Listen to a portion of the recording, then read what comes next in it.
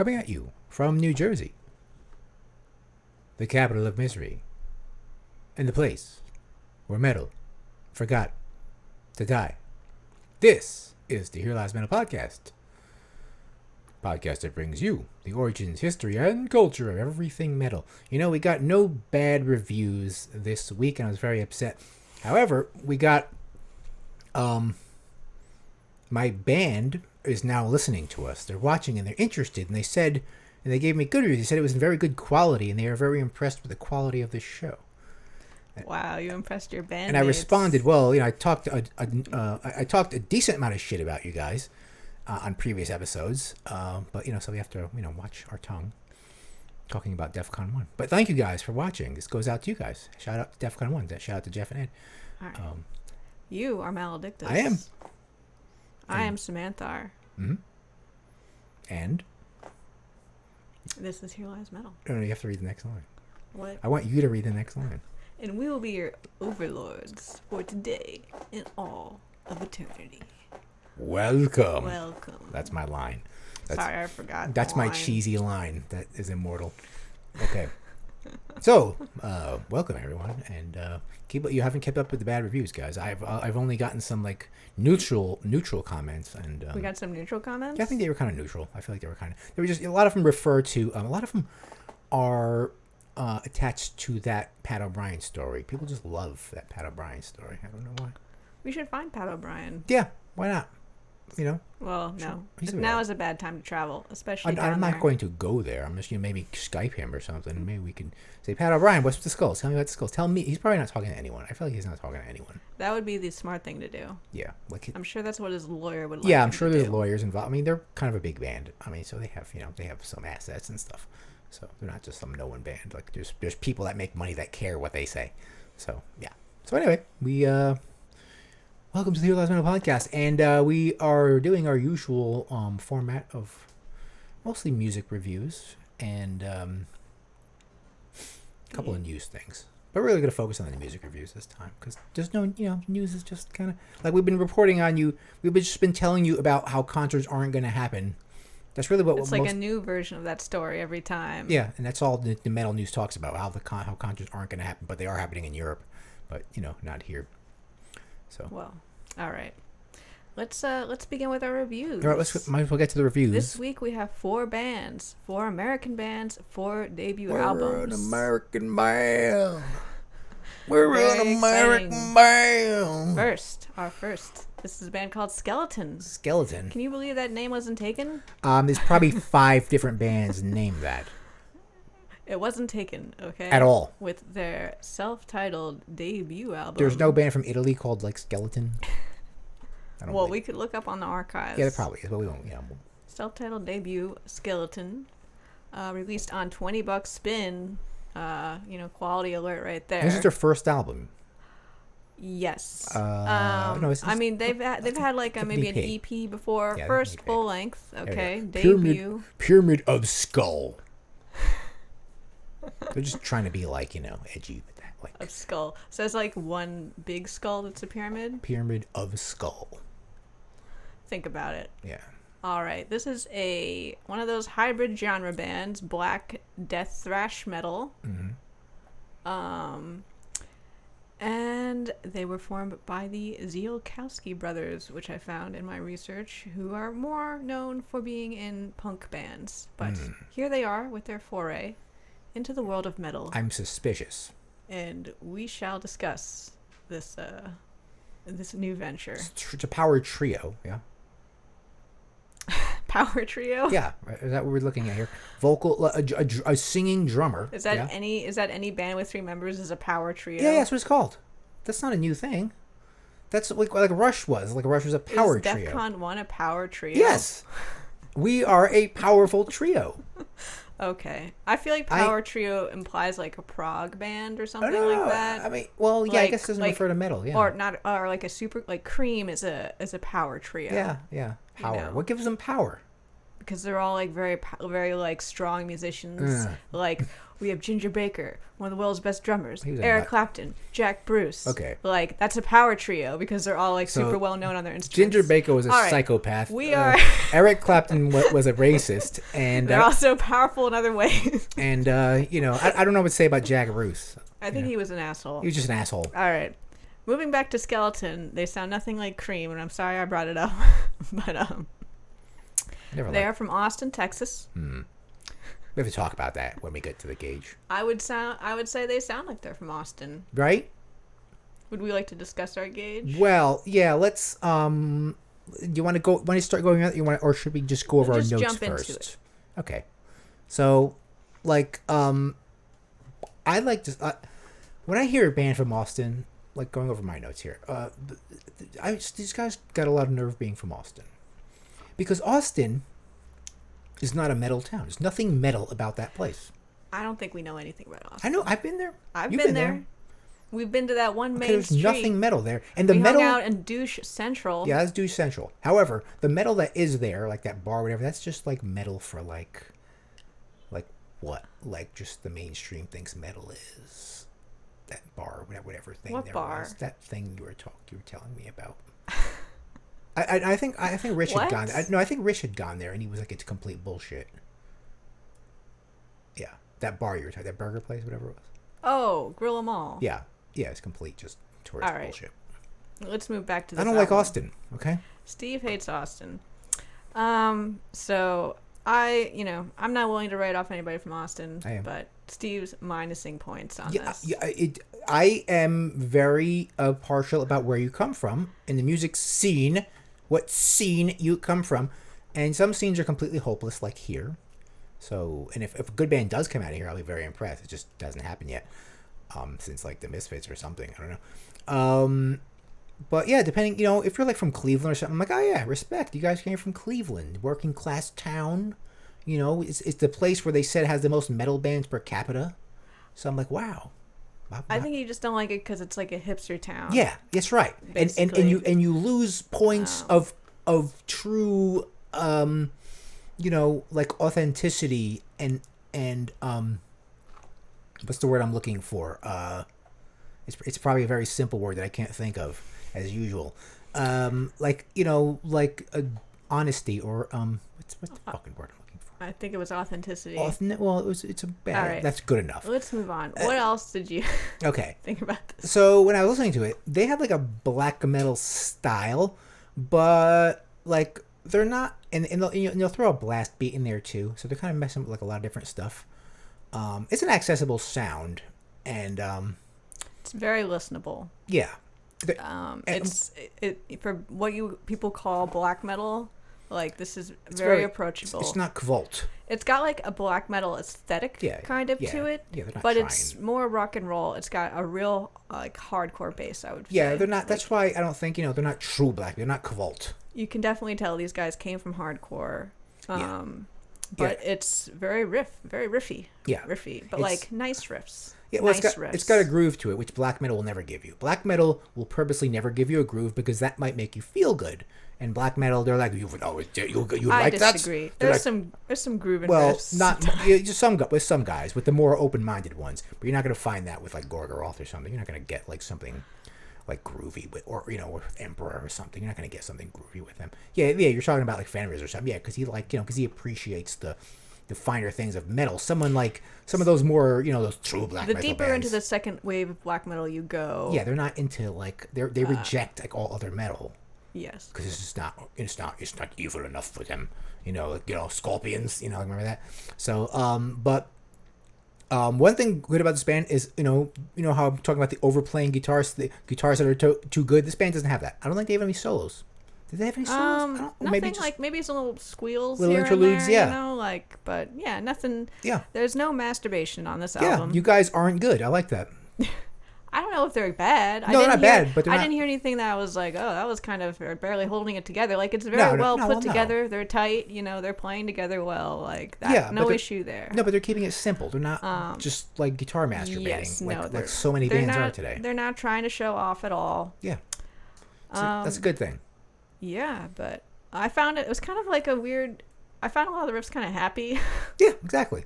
Like, it's feel good. It's feel good black metal. Yeah, they'll go from a black metal blast into like more of something groovy, which is good. You know, And it's a black metal vocal too, just in case. Yeah, he's doing that kind of style, that kind of demony style, and and like I said, the drummer is the singer, which I like.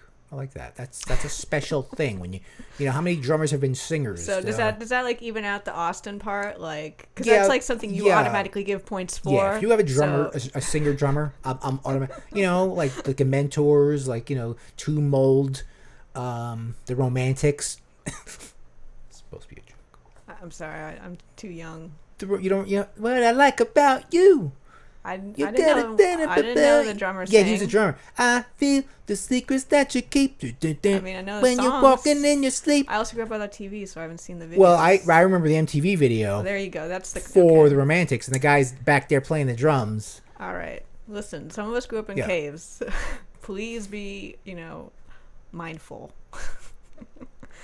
But there's even a little bit of synth on this album that I found that I liked. Yes, there's a little bit of very tasteful synth on the song "Ring of Fire," which for some reason really struck me.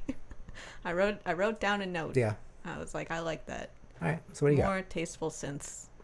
There's some heavy metal elements too. I would say they're throwing a lot of stuff in here. A lot of influences clearly. And I really enjoyed this, and it's definitely going on my short list. Let's look at a picture of them as we're talking. Oh, where's my mousey? There we go. Whoa! Oh, this is like from that place in the Czech Republic with all the skulls, or maybe Rome. You know what I'm talking about, like the Bone Church. It's probably Photoshop. They made it look all like old, like as if it was an old picture. But they probably just photoshopped themselves in front of that thing. They probably didn't go to Prague or something. Yeah. We don't know what they did. Look, this guy's got the Varg's club. Oh, wow. Yo, dude, you gotta watch out. Oh, he is totally evoking Varg right there. You better watch out, dude. Is that a dog whistle? Yeah, I don't know. I think he's fucking with Varg. Maybe. I guarantee he's fucking with Varg. He's like, I'm non-binary from Austin, Gen Z. Yeah. I don't know what he is. That is a play. He's got the same spike. Look at me, Varg. What if it is Varg's? I hope he's trying to fuck with Varg. What if it's Varg's spike club? What if he got it on eBay or something? Varg was selling it, but I'm setting up my spiked club.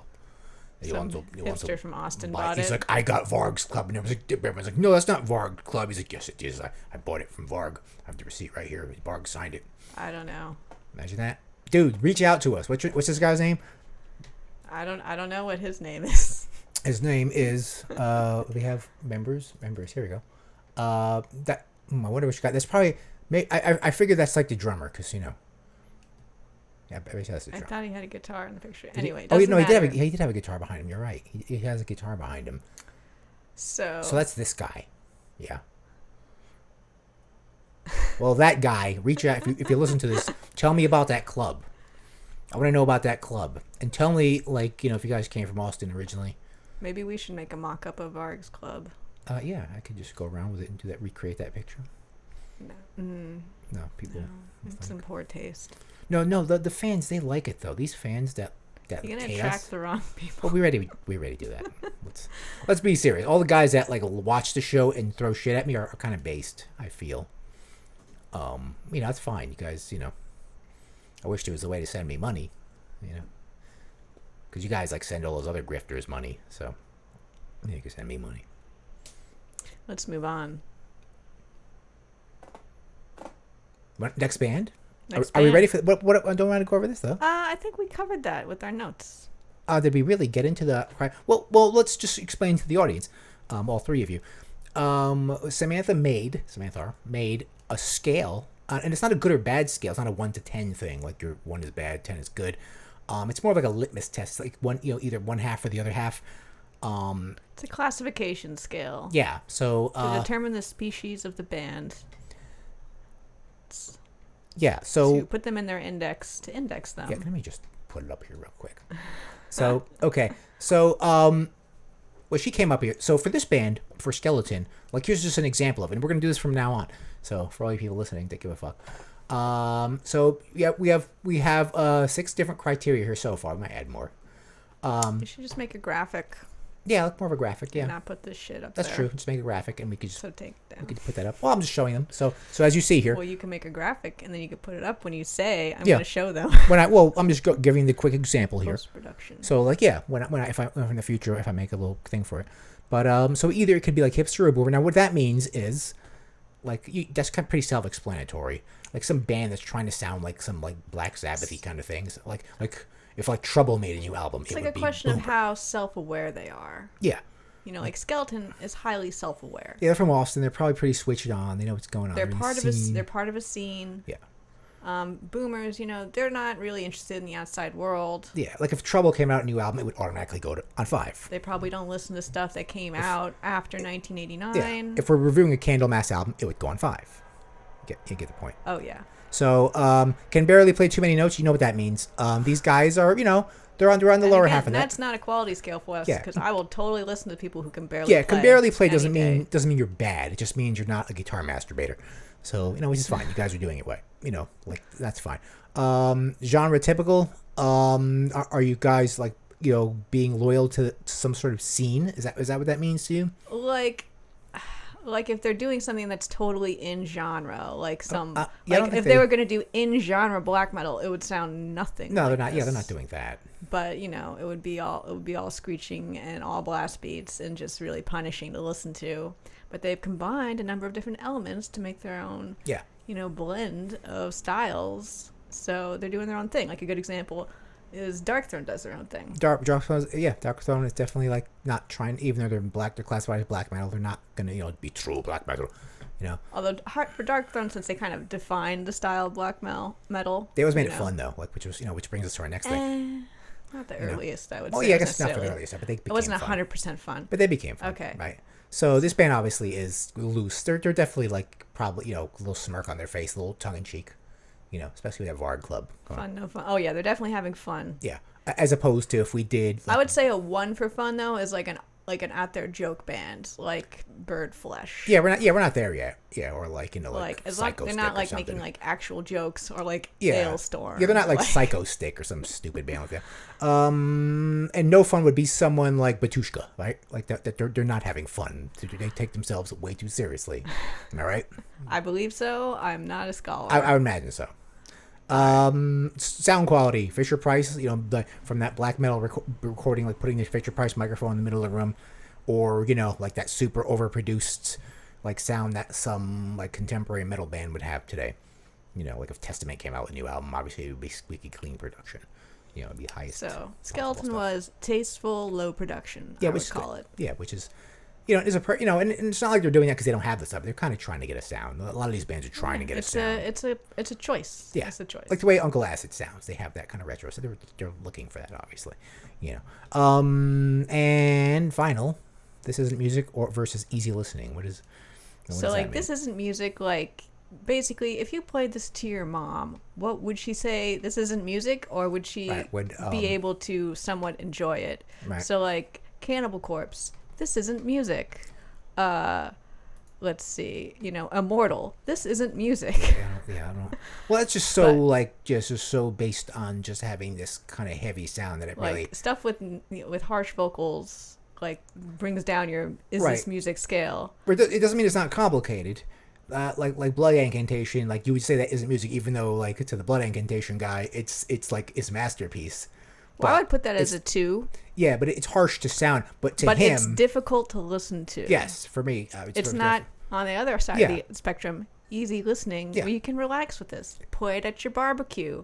Maybe you're dancing. Yeah, it's Maybe not like you're even dancing. some stoner band, which is going to be like on more to the 5, because the stoner bands are more like maybe just trying to sound like Black Sabbath or Caius or something. But I put Skeleton as 3 here because those riffs are very easy to listen to. This album is easy to get through. Yeah, they're not trying to sonically. But it's got a couple harsh sections. The vocals are harsh. So yeah, it's kind of like it's right. It's maybe it's appealing to nobody with this approach, but I like this. They're not trying to sonically terrorize you, so that's fine. No. So guys from Skeleton, reach out to us. Sometimes these reviews get back to these bands, and no hard feelings. The fact that you guys are from a shitty town like Austin.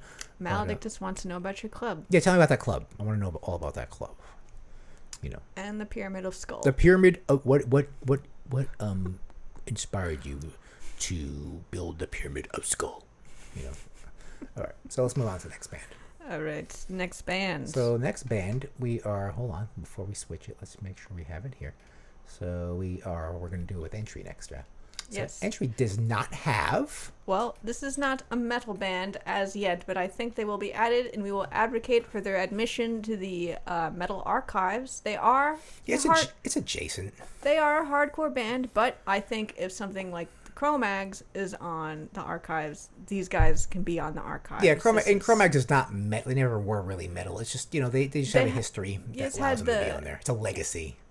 I mean, there's very distinct criteria of what qualifies them, and it's not necessarily just reputation, okay? But these guys have enough metal elements, I would say, that, I think they could get on there. Yeah, why not? They're very grindcore, too. Yes, they're very big grindy. Yeah. But anyway, this is a hardcore band from L.A., features some members of Touche Amore, which... not something I know too much about. Isn't that the dude that's running for Congress in San Francisco against Nancy Pelosi? That's him right there. This dude. All right. That's totally him, whatever his name is. And this is their debut album. It's out on Southern Lord, so that's a pretty big move for your debut. But yeah, Southern Lord's very kind of open with their. I mean, they'll do someone like Chelsea Wolfe, or they'll do someone big. like Sleep, or they've had Sleep on their catalog I'm saying before. that's a pretty big deal. Yeah, I'm just saying they're dynamic as to what they're releasing. My point is that it's a big deal for your first album to be Southern Lord. Yeah, for sure. So, all right, what'd you think? Yeah, I like this. I really like this album. I like when people do stuff like this these days. I mean, the whole hardcore thing is kind of coming back. But these guys are doing the grindy thing, which when you add grindcore, like it automatically simplifies your music to just the bare bones necessities, which is what grindcore is all about. It's about it is the communism of music. That's what grindcore is, and these guys are really taking a lot of those elements. So super aggressive, old school hardcore sound. Very old school. And there's a lot of that going on right now. But they're doing it, I would say, better than... Yeah, better than Code Orange or something. Code Orange is really popular now. And they kind of came from this This is thing. nothing like Code Orange. Yeah, but they're doing that, but they're doing it at a much bigger commercial level. Yeah. But... These guys are doing a very true to form return to old school hardcore here. Code Orange are these sweethearts of WSOU and all the radio stations, really. I don't know why. I really can't. I don't really get it. Yeah. But yeah, definitely a bit crossovery, which is why I think they should be on the archives. But this album is 14 minutes long. Which is the grindcore element of it. I once made a 13-minute album, but it was called it was kind of an EP. I think this is really a full-length album. It's 14 minutes, which is great. Well, it's got enough songs. The song count is there. It's a regular song count. They're all just very short. I think they're almost all under 2 minutes. We could probably see the song.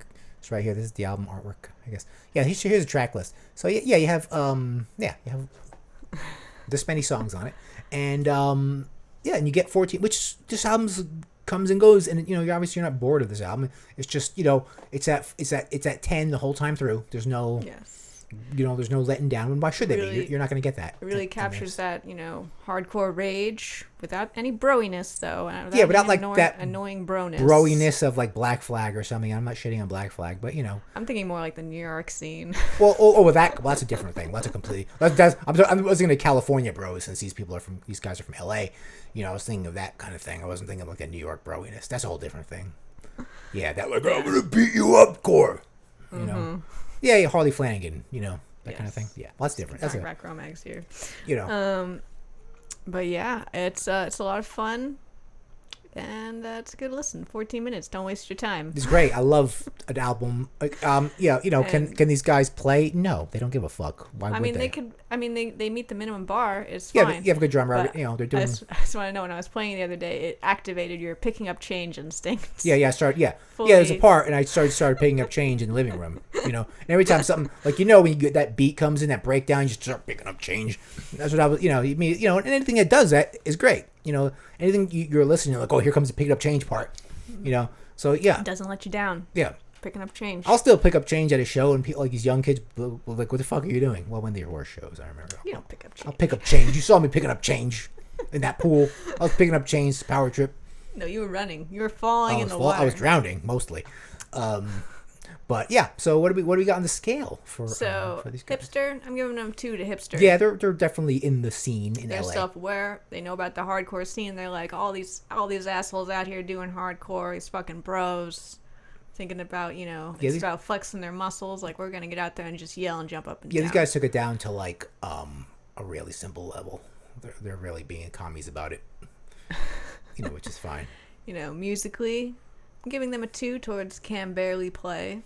But, that's not saying they're bad. It's grindcore. They're playing fucking hardcore. It doesn't really ask for too much. They can play together. They can play tight. That's all that's needed. Yeah, just so you know, barely play doesn't mean like you don't know how to play. It just means, you are just keeping it simple to the bare roots. You're playing your music right and everything. You're just, you're keeping it down to the bare bones, bare minimums. There's no guitar masturbation.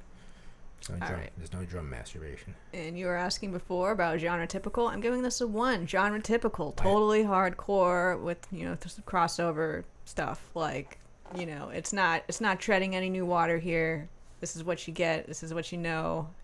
You're not hearing anything new, really. Yeah. So. Yeah, there's no innovation here. This is a sound that's existed for. There's no for 40 years. Eastern string instruments. Well, yeah, yeah.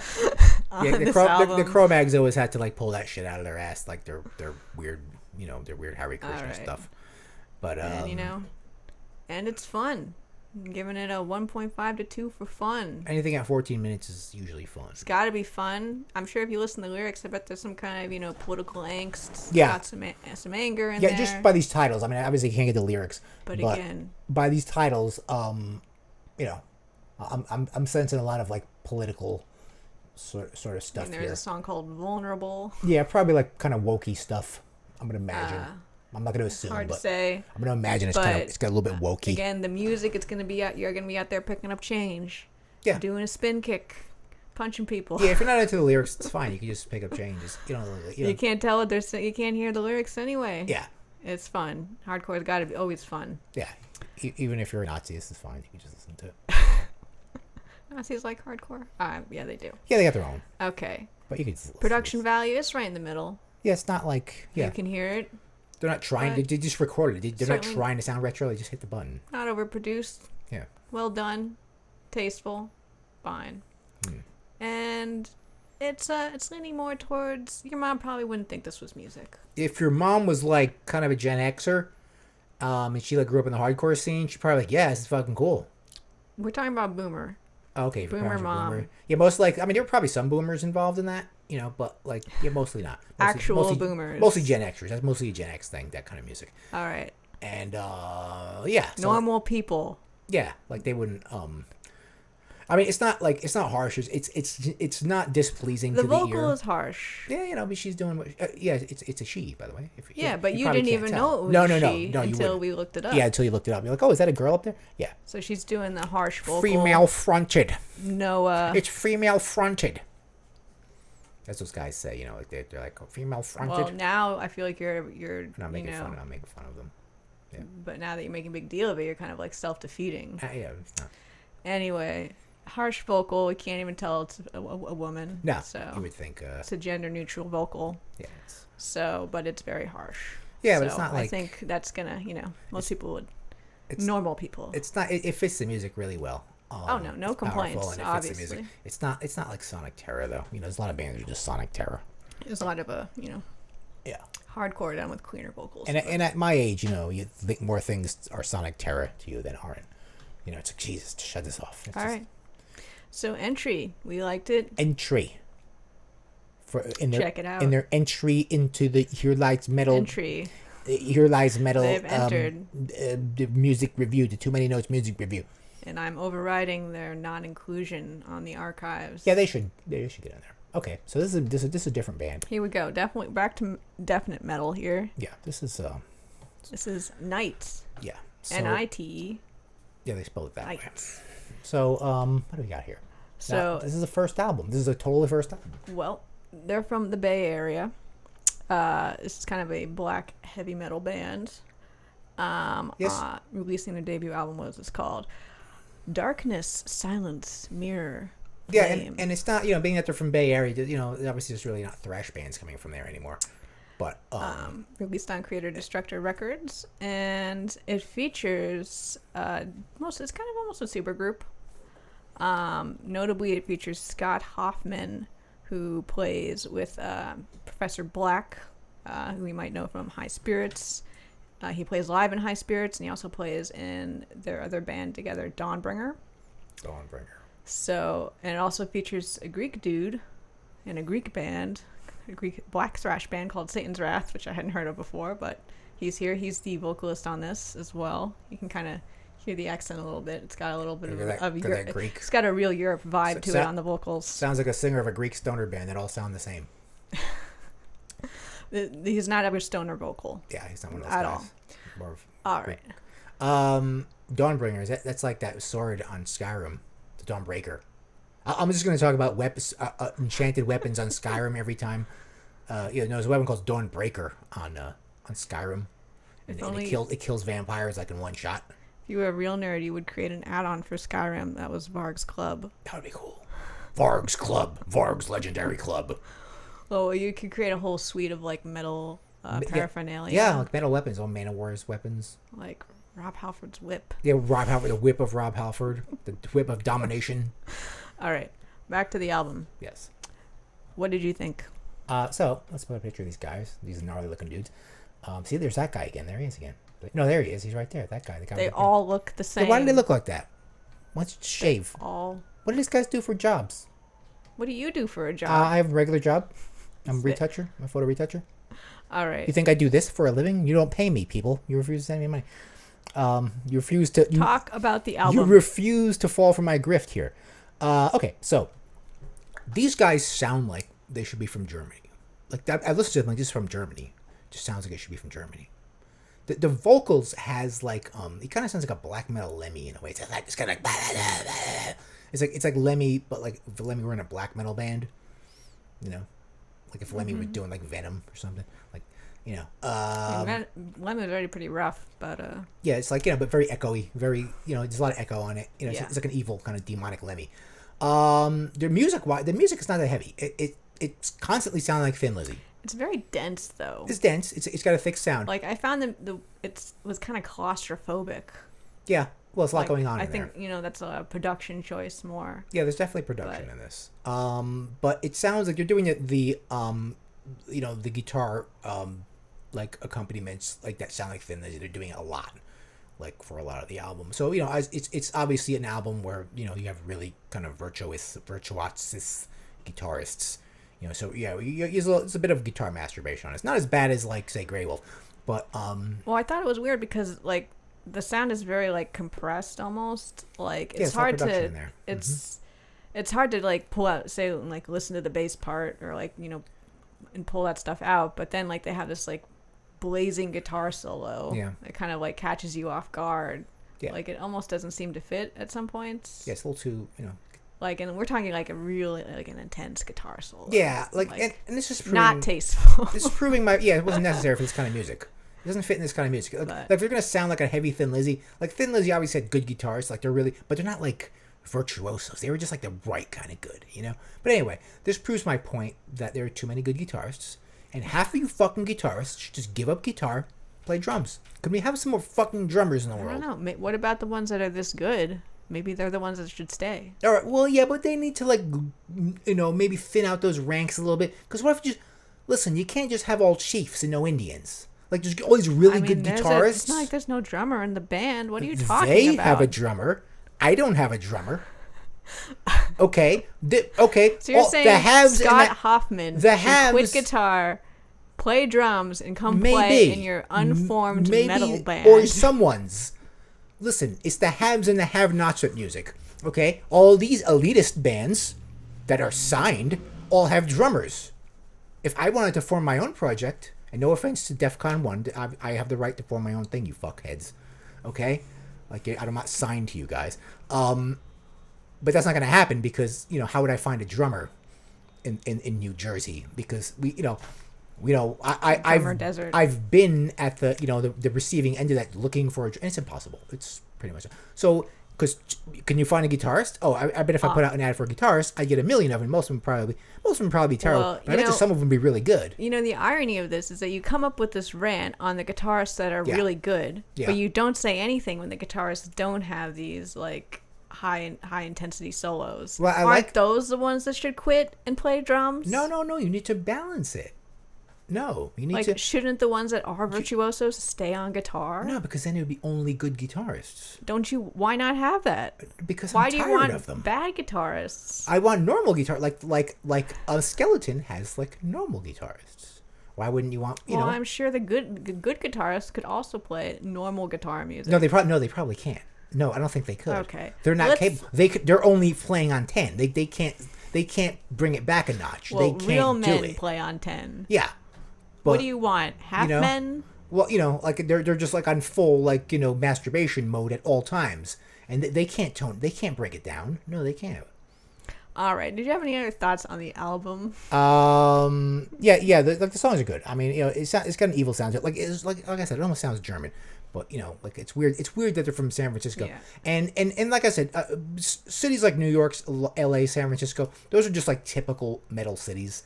So you can't like give them, like I can't be like, oh, all these guys are from San Francisco. It's like no, San Francisco is like just a classic city in that. I mean, they have a much better scene than New York. Yeah, but they both contributed though. Like they're both equal. Like they have a different. But their active scene is much better today than New York's scene. I would say. You think so? Like what? Well, what other bands are coming from the Bay Area? Like in modern times, they obviously have a good pedigree. Like, what are they doing these days? Like the Ghoul Exhumed people. Ghoul. Yeah, it's Ghoul. Ghoul's always good. Necrot. Oh, Necrot's from there too. Okay. Yes, there's a lot that I'm not gonna remember off the top of my head. Yeah. Just remembered some death metal. But no, there's a lot of stuff that comes out of the Bay Area still. Yeah, obviously the Bay Area. Gulch is from there. Oh, Gulch's from there too. Oh, I think they're from San Jose, but that's close. All right. Yeah. Okay. I mean, yes, all the South Bay, but yeah. Okay.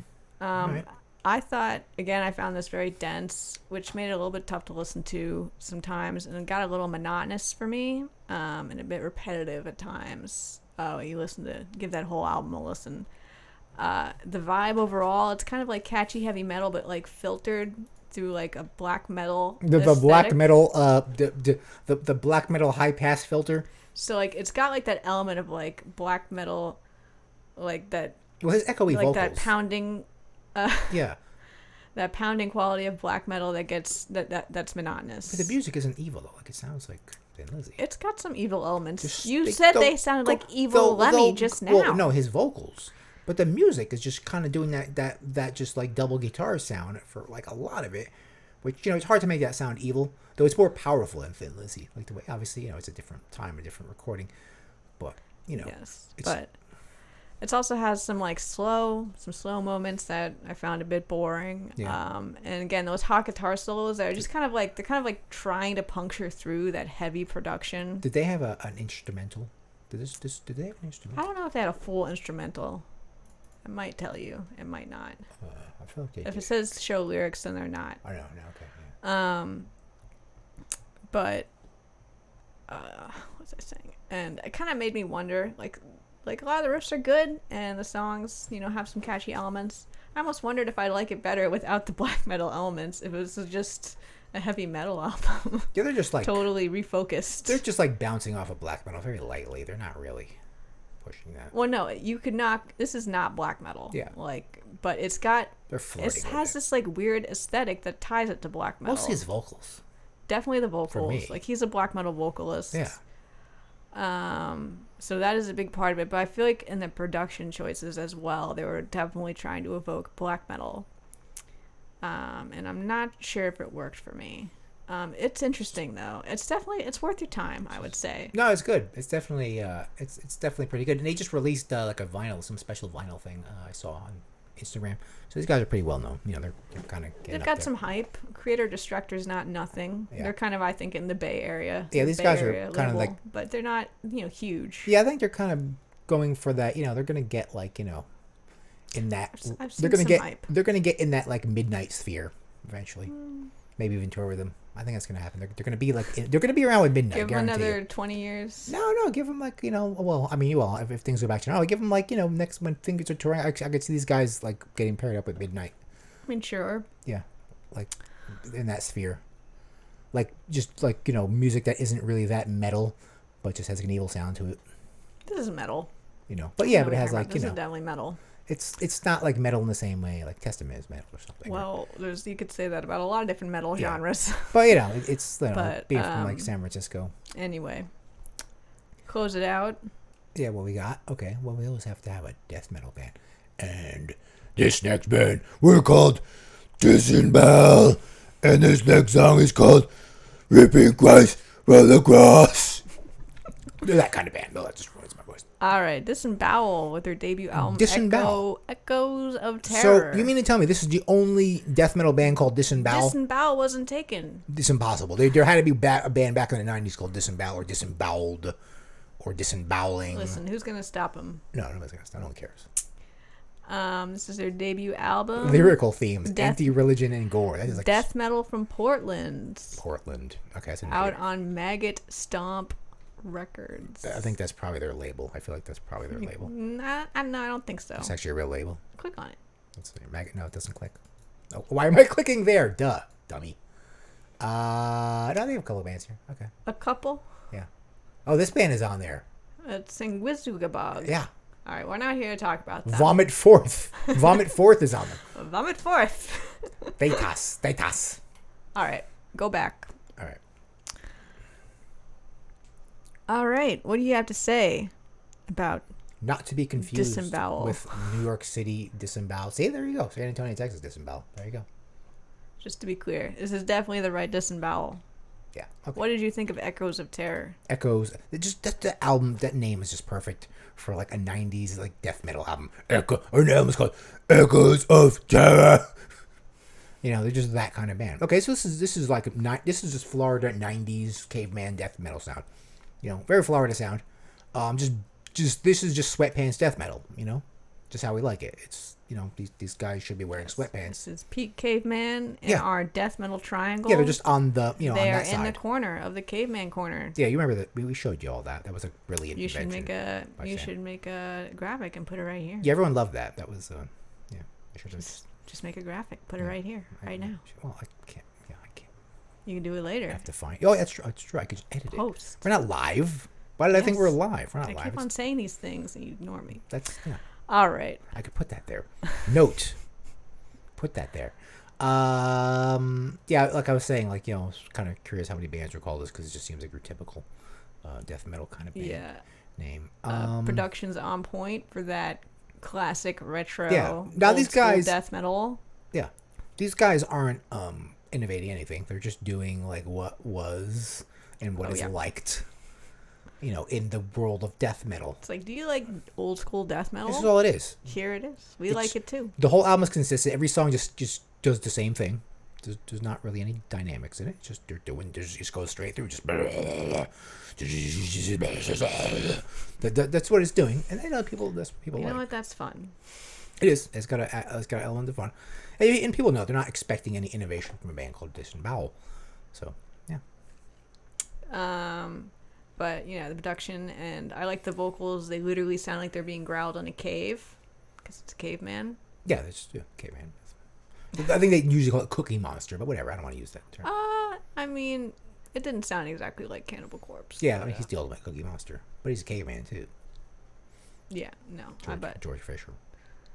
But Corpse grinder. This is your dose of old school death metal. Yeah, if you like that. That's all they're doing. They're just like, we're just doing this.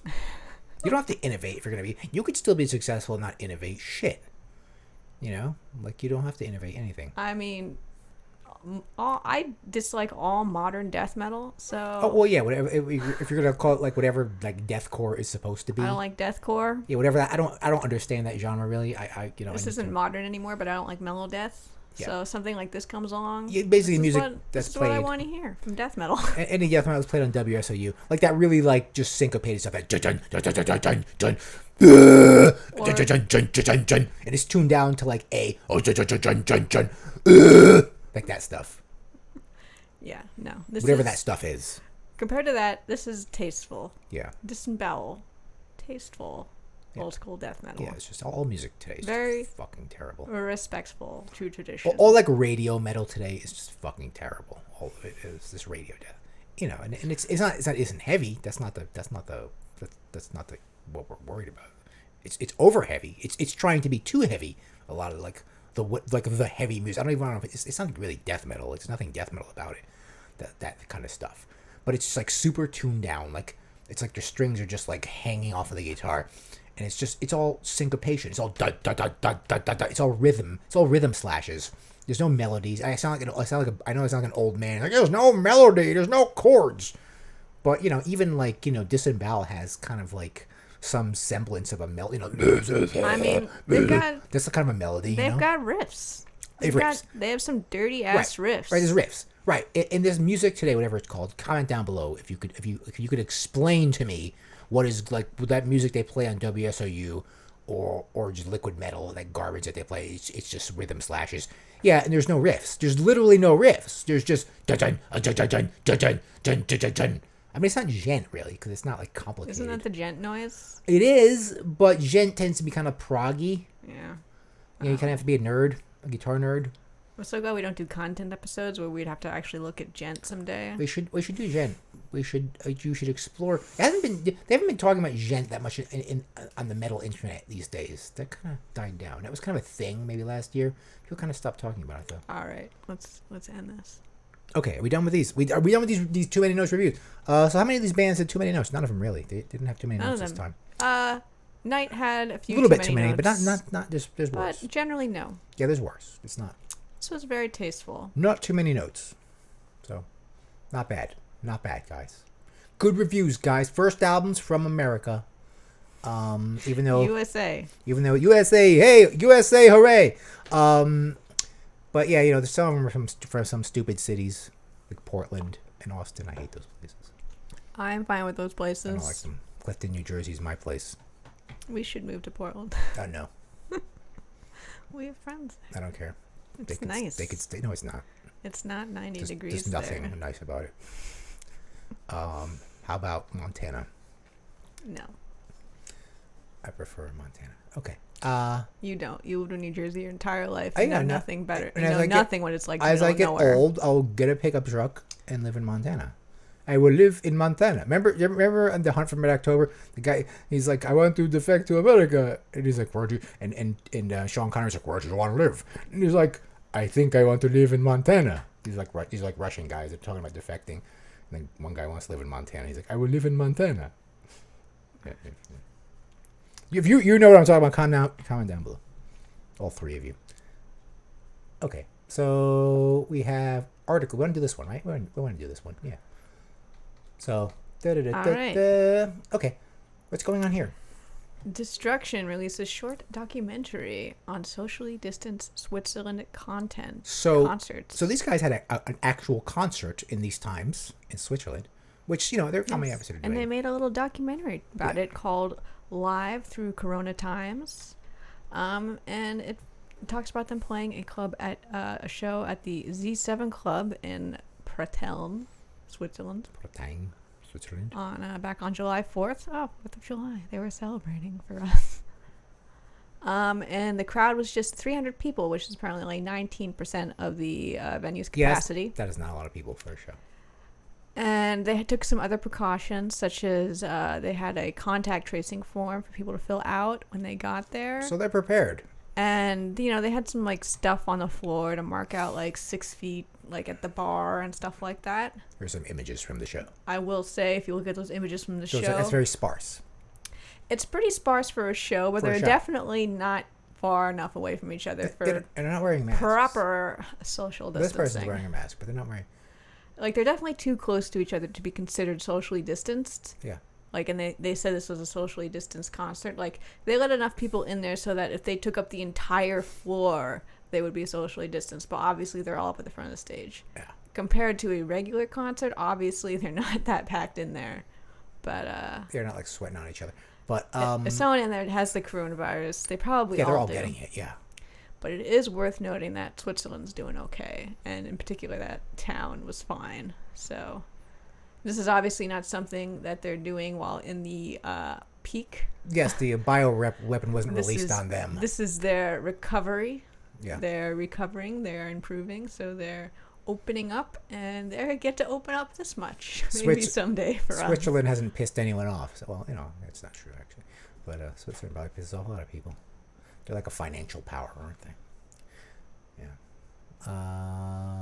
But yes, this was it's an interesting little watch. I think the best part was they have interviews with the members of Destruction themselves. It's all German. Like, scroll down. There you go. So there we go. And it's nice you get to watch this guy, like, just talk about the importance of public safety and health. They're responsible. Taking precautions. The German people.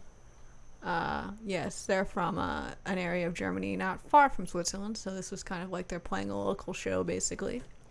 Yeah, and these guys were one of the original, like, German big three. I mean, you get these guys, Sodom and Creator, and you got like that German trio of German thrash. But yes, I think this man should be the face of safe metal, of pandemic safety. Okay, well, you could try the Germans. They're more. Wouldn't you listen to this man telling you what to do? Yeah, they're just smarter than metalheads. They're just smarter. They're just generally just more. They're more compliant and smarter people. They don't have a collection of skulls and set their house on fire, or anything like that. They're not from Florida. So yeah, they're probably a lot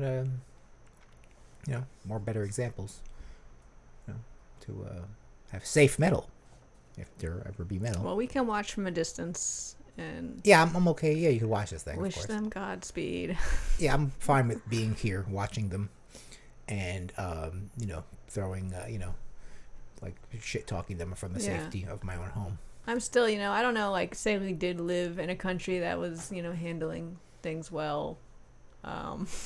New Jersey's handling things okay. Yes, but the thing is that we have all these open borders with that's true. They can other just states. We have to build a wall. Canada can close their borders to us, but we can't close New Jersey borders to the rest of the U.S. We're gonna build a wall. There's people in Pennsylvania, dumbasses. They're all down shore right now. Yeah, and they go down shore. And recently there was a story of some guy who had a party, an Airbnb. They had 700 people in their house in New Jersey. Like, what? Knuckleheads, as the governor says, knuckleheads. The knuckleheads, just to avoid the knuckleheads. No, we're not doing well because the people in New Jersey are smart. We're doing it because, we shut down very quickly and pretty thoroughly. Yeah, and people wear masks. They wear the masks here. And the supermarkets here were requiring where you wear masks long before it was made into a law. They were doing that like long before that. Yeah. They were all just like, hey, yeah, I think that's a good idea. Like, nobody had to tell them to do it. They just kind of were like, okay, we're going to do that. Yeah, because they want people to feel safe going there. Yeah, so like they didn't need the governor to tell them that. Whereas like Florida, they're like, "What? I ain't wearing a fucking mask."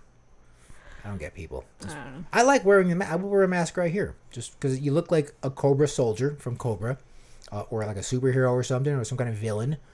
And I don't breathe oxygen anyway, so I don't need oxygen to live. So I'm okay with that. I don't know these people complaining they don't have oxygen. You don't really need any oxygen. I'm thriving to be a cyborg one day, and therefore I won't need any oxygen or water or anything like that. All right, let's keep going. I'm okay with getting the Elon Musk chip in my head. I'm okay with that. I've accepted that the robots will rule us one day. We might as well just give in. Do you think can you arm wrestle a robot right now? No, it'll crush your fucking arm. Let's move on. You shoot a robot, it's just gonna bounce off. Let's just make peace with them right now. Let them put chips in our head. Okay?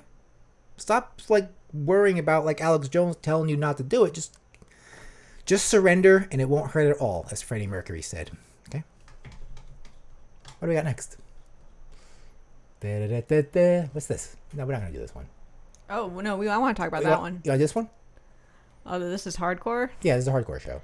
All right. Apparently, this is hardcore, scheduled for what? August 3 and 4 or something? Let's find it. Let me see. Hold on, let me find the notes. August 7 to 9. That's soon.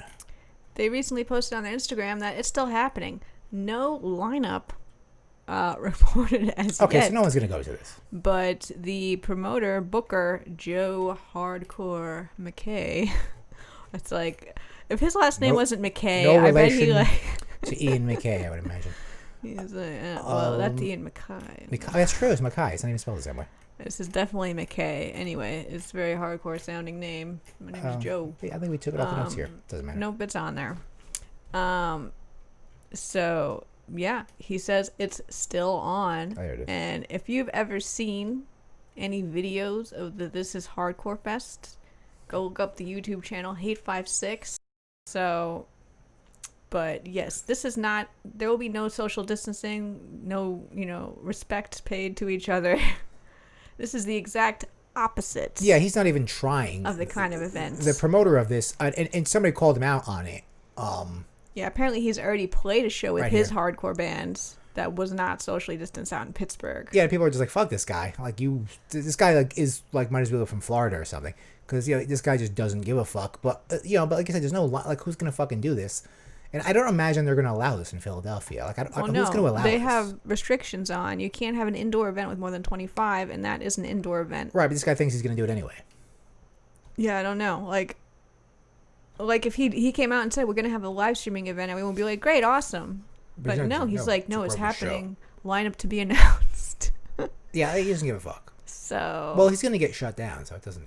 That's why there's no lineup, because he's gonna get shut down. I don't know is he gonna like cite some kind of repression when he gets shut down? Yeah, that's nice. You could do that's fine. Like, oh, I'm a victim because they they canceled my hardcore fest. They censored me. But no, come on, you can't have your.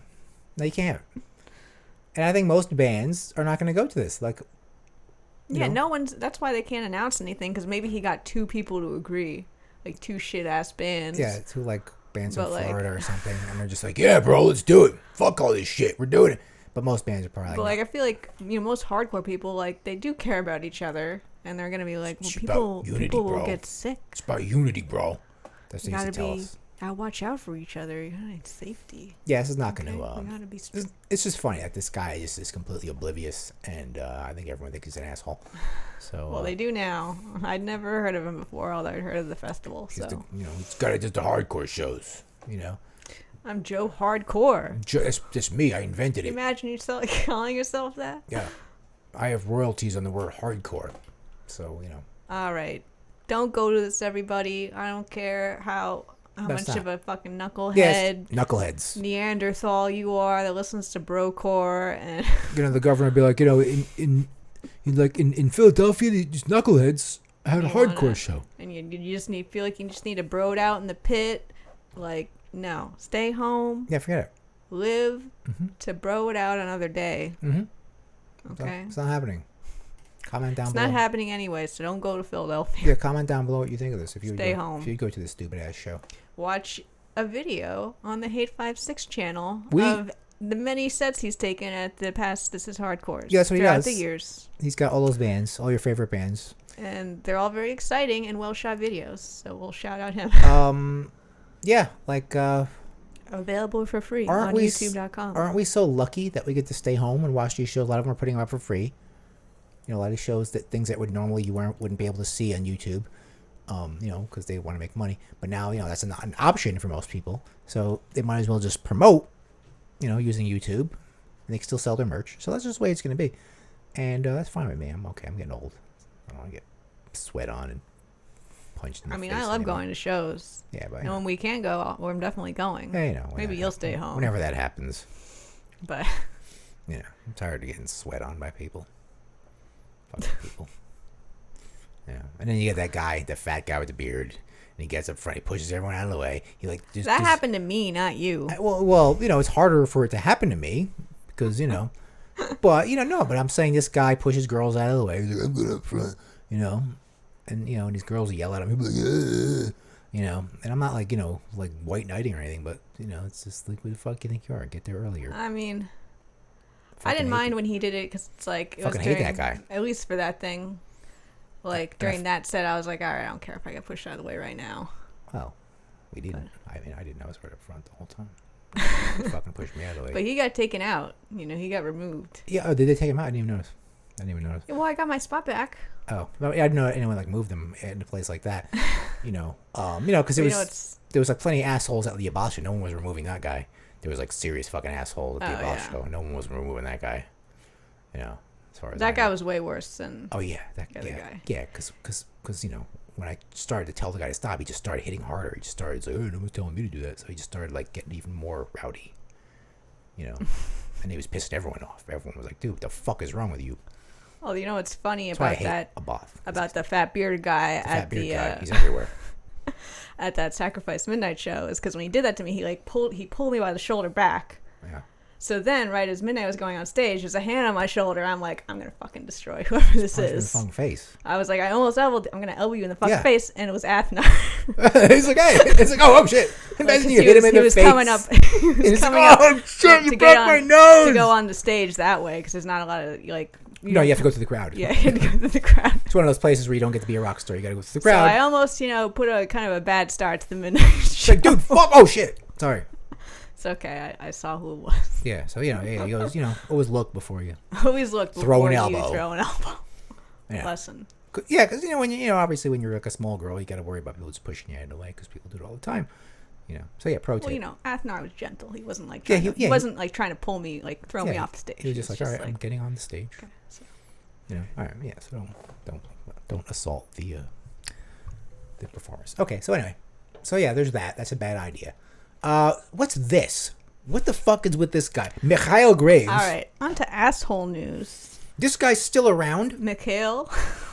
What band is he in Micheal now? Graves. Does it say what band he's in now? I think he's in Micheal Graves now. Oh, the Micheal Graves band. The Micheal Graves This band. guy's such a loser. I don't know if he has any reason to be in the news other than Yeah, doing this Instagram post, but he posted on his Instagram. Yeah, his name came up recently with a couple of people. All caps, I am a proud Western chauvinist. Which is like sort of the motto of the Proud Boys. And I refuse to apologize for building the modern world.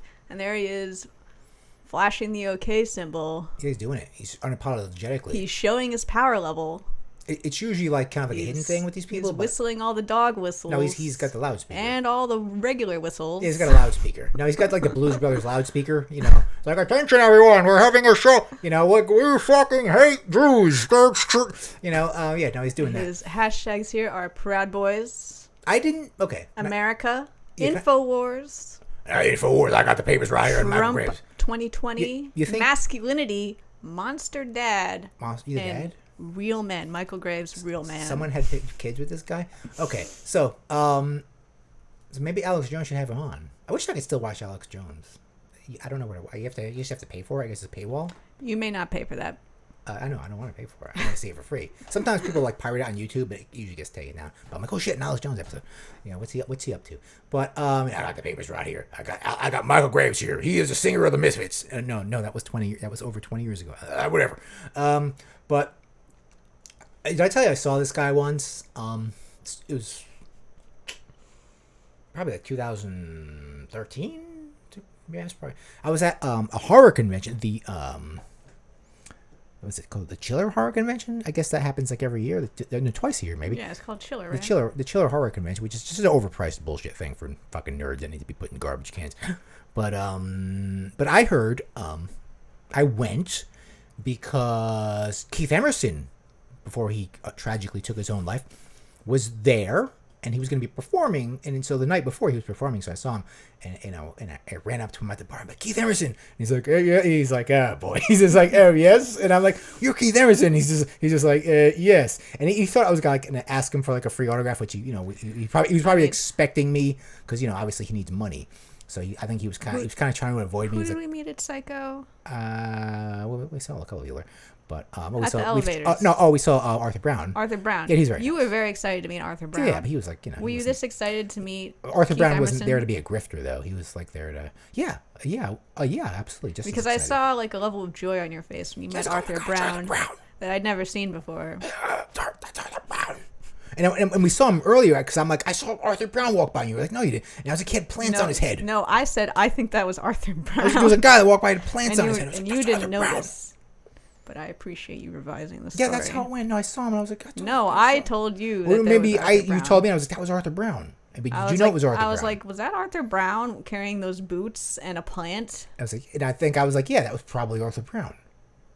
It had to be. Who else could it be? Who else would be such a freak?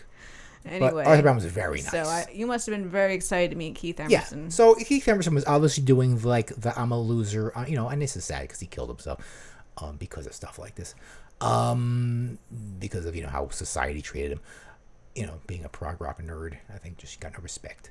So he came there obviously charging $40 a piece for an autograph, and so I came there the next day because he was giving autographs the next day. So I came the next day, and there's like sort of like a big hall where all these, Marina Sirtis was in there.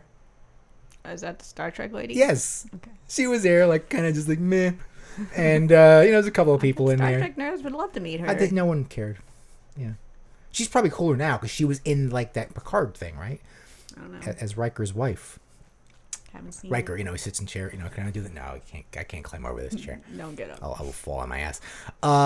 So and I'm waiting online to get to Keith, and there's a guy in front of me, and it's $40 an autograph, and he takes credit cards. Guy in front of me got like 5 things autographed. He was this fat nerdy prog. He was like, "Can you sign this?" And Keith Emerson was like, "Yes." He's like, "Of course." And he's like, "Oh, cha-ching, cha-ching, cha-ching, cha-ching." Shit, that sounds like a pretty good deal to me. Yeah, he was pretty. He was like, he gave the guy a hug, man. He was like, "Ah." So I come up to Keith Emerson, and I got my Love Beach album. Now, Love Beach is, maybe it's one of the Emerson, Lake and Palmer I'm not as much albums. Of a, Here Lies Prague. Enough of a nerd. This to is no longer. This reference. I'm trying to go off on a tangent but this guy's an idiot, so we could talk about Keith Emerson. And it relates to Micheal Graves. And so I go to Keith Emerson's table and I give him the Love Beach, and I thought I wanted to get a reaction at him because it was kind of like a joke, because the Love Beach album, if you don't know it, features Emerson, Lake and Palmer on the cover, and they're wearing like these really tight pants. You can see their fucking junk.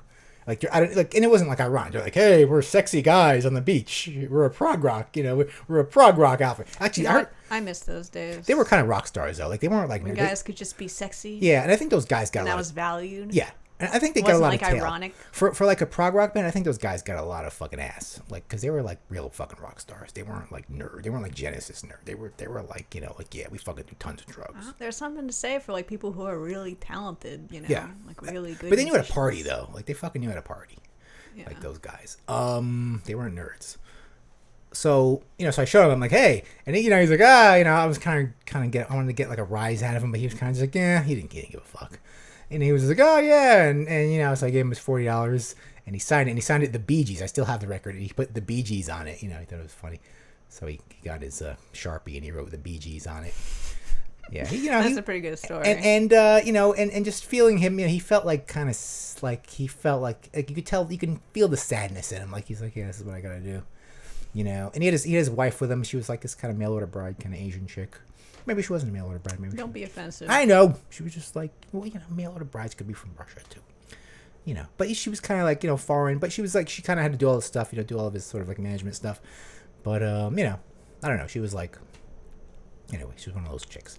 And and as I'm there, I look over, and all the way in the corner is the Micheal Graves table, and Micheal Graves is there with his wife, I guess, some like punk rock chick, and he's kind of just there all alone, kind of just like. I'm like, look at this fucking guy. I'm like, it's fucking Micheal Graves. Because they said I think Micheal Graves was performing the night before too on the bandstand, because they had sort of this all-star jam, like Rudy Sarzo was there, and all these kind of losers. But I thought you liked Micheal Graves era Misfits. I do, and I'll get to that in a second. Okay, I'll get to that in a second. But he was kind of over there, just kind of alone. I was like, there's Micheal Graves. And I remember reading this article about Micheal Graves, and I didn't know this before. I read this, and this article I probably read like 20 years ago on the internet of 20 years ago. I remember coming across this article, but this is before social media. I don't know how I found it, but it was about how Micheal Graves was a right-wing punk rocker, and he was this right-wing punk rock website. And I was like, really? I was like, and everyone was, all these punk rockers were kind of making fun of me, like, really? A right-wing punk rocker? Like, is this a real thing? And I was like, and I remember reading it, I'm like, and then he was just going on about like his whole agenda and everything. I was like, a right-wing punk rocker? I don't like why? I didn't understand it at the time. This was 20 years ago. So yeah, but here he is now. A proud boy now, because he has like an identity. Well, he's been radicalized, because we watched a clip of, he was on the Daily Show quite famously. Right, and he wasn't radicalized. He was just like a Republican. And he was just talking. This was back in like George W. era. Yeah, 2008. Talking about how he supported the war basically with Iraq. Which was just like a normal thing back then, which wasn't for like a, for all Republicans. It wasn't a hugely divisive thing. Some Democrats as well. Yeah, plenty of Democrats. But he was there saying he is Republican. He supports the war.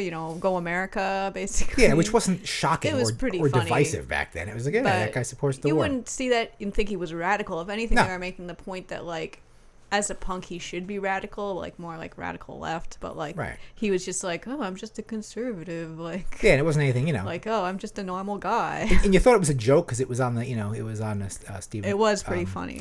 It was on. It was funny. Who was that at the time? And it was the guy from The Office interviewing him. Yes, Ed Helms. Ed Helms. But yeah, you thought it was kind of funny. I wish we could play it, but it'd probably not be a good idea. You take that kind of conservative, you compare to someone who would identify now as a Proud Boy. Yeah, which is radicalized. Made a significant move here.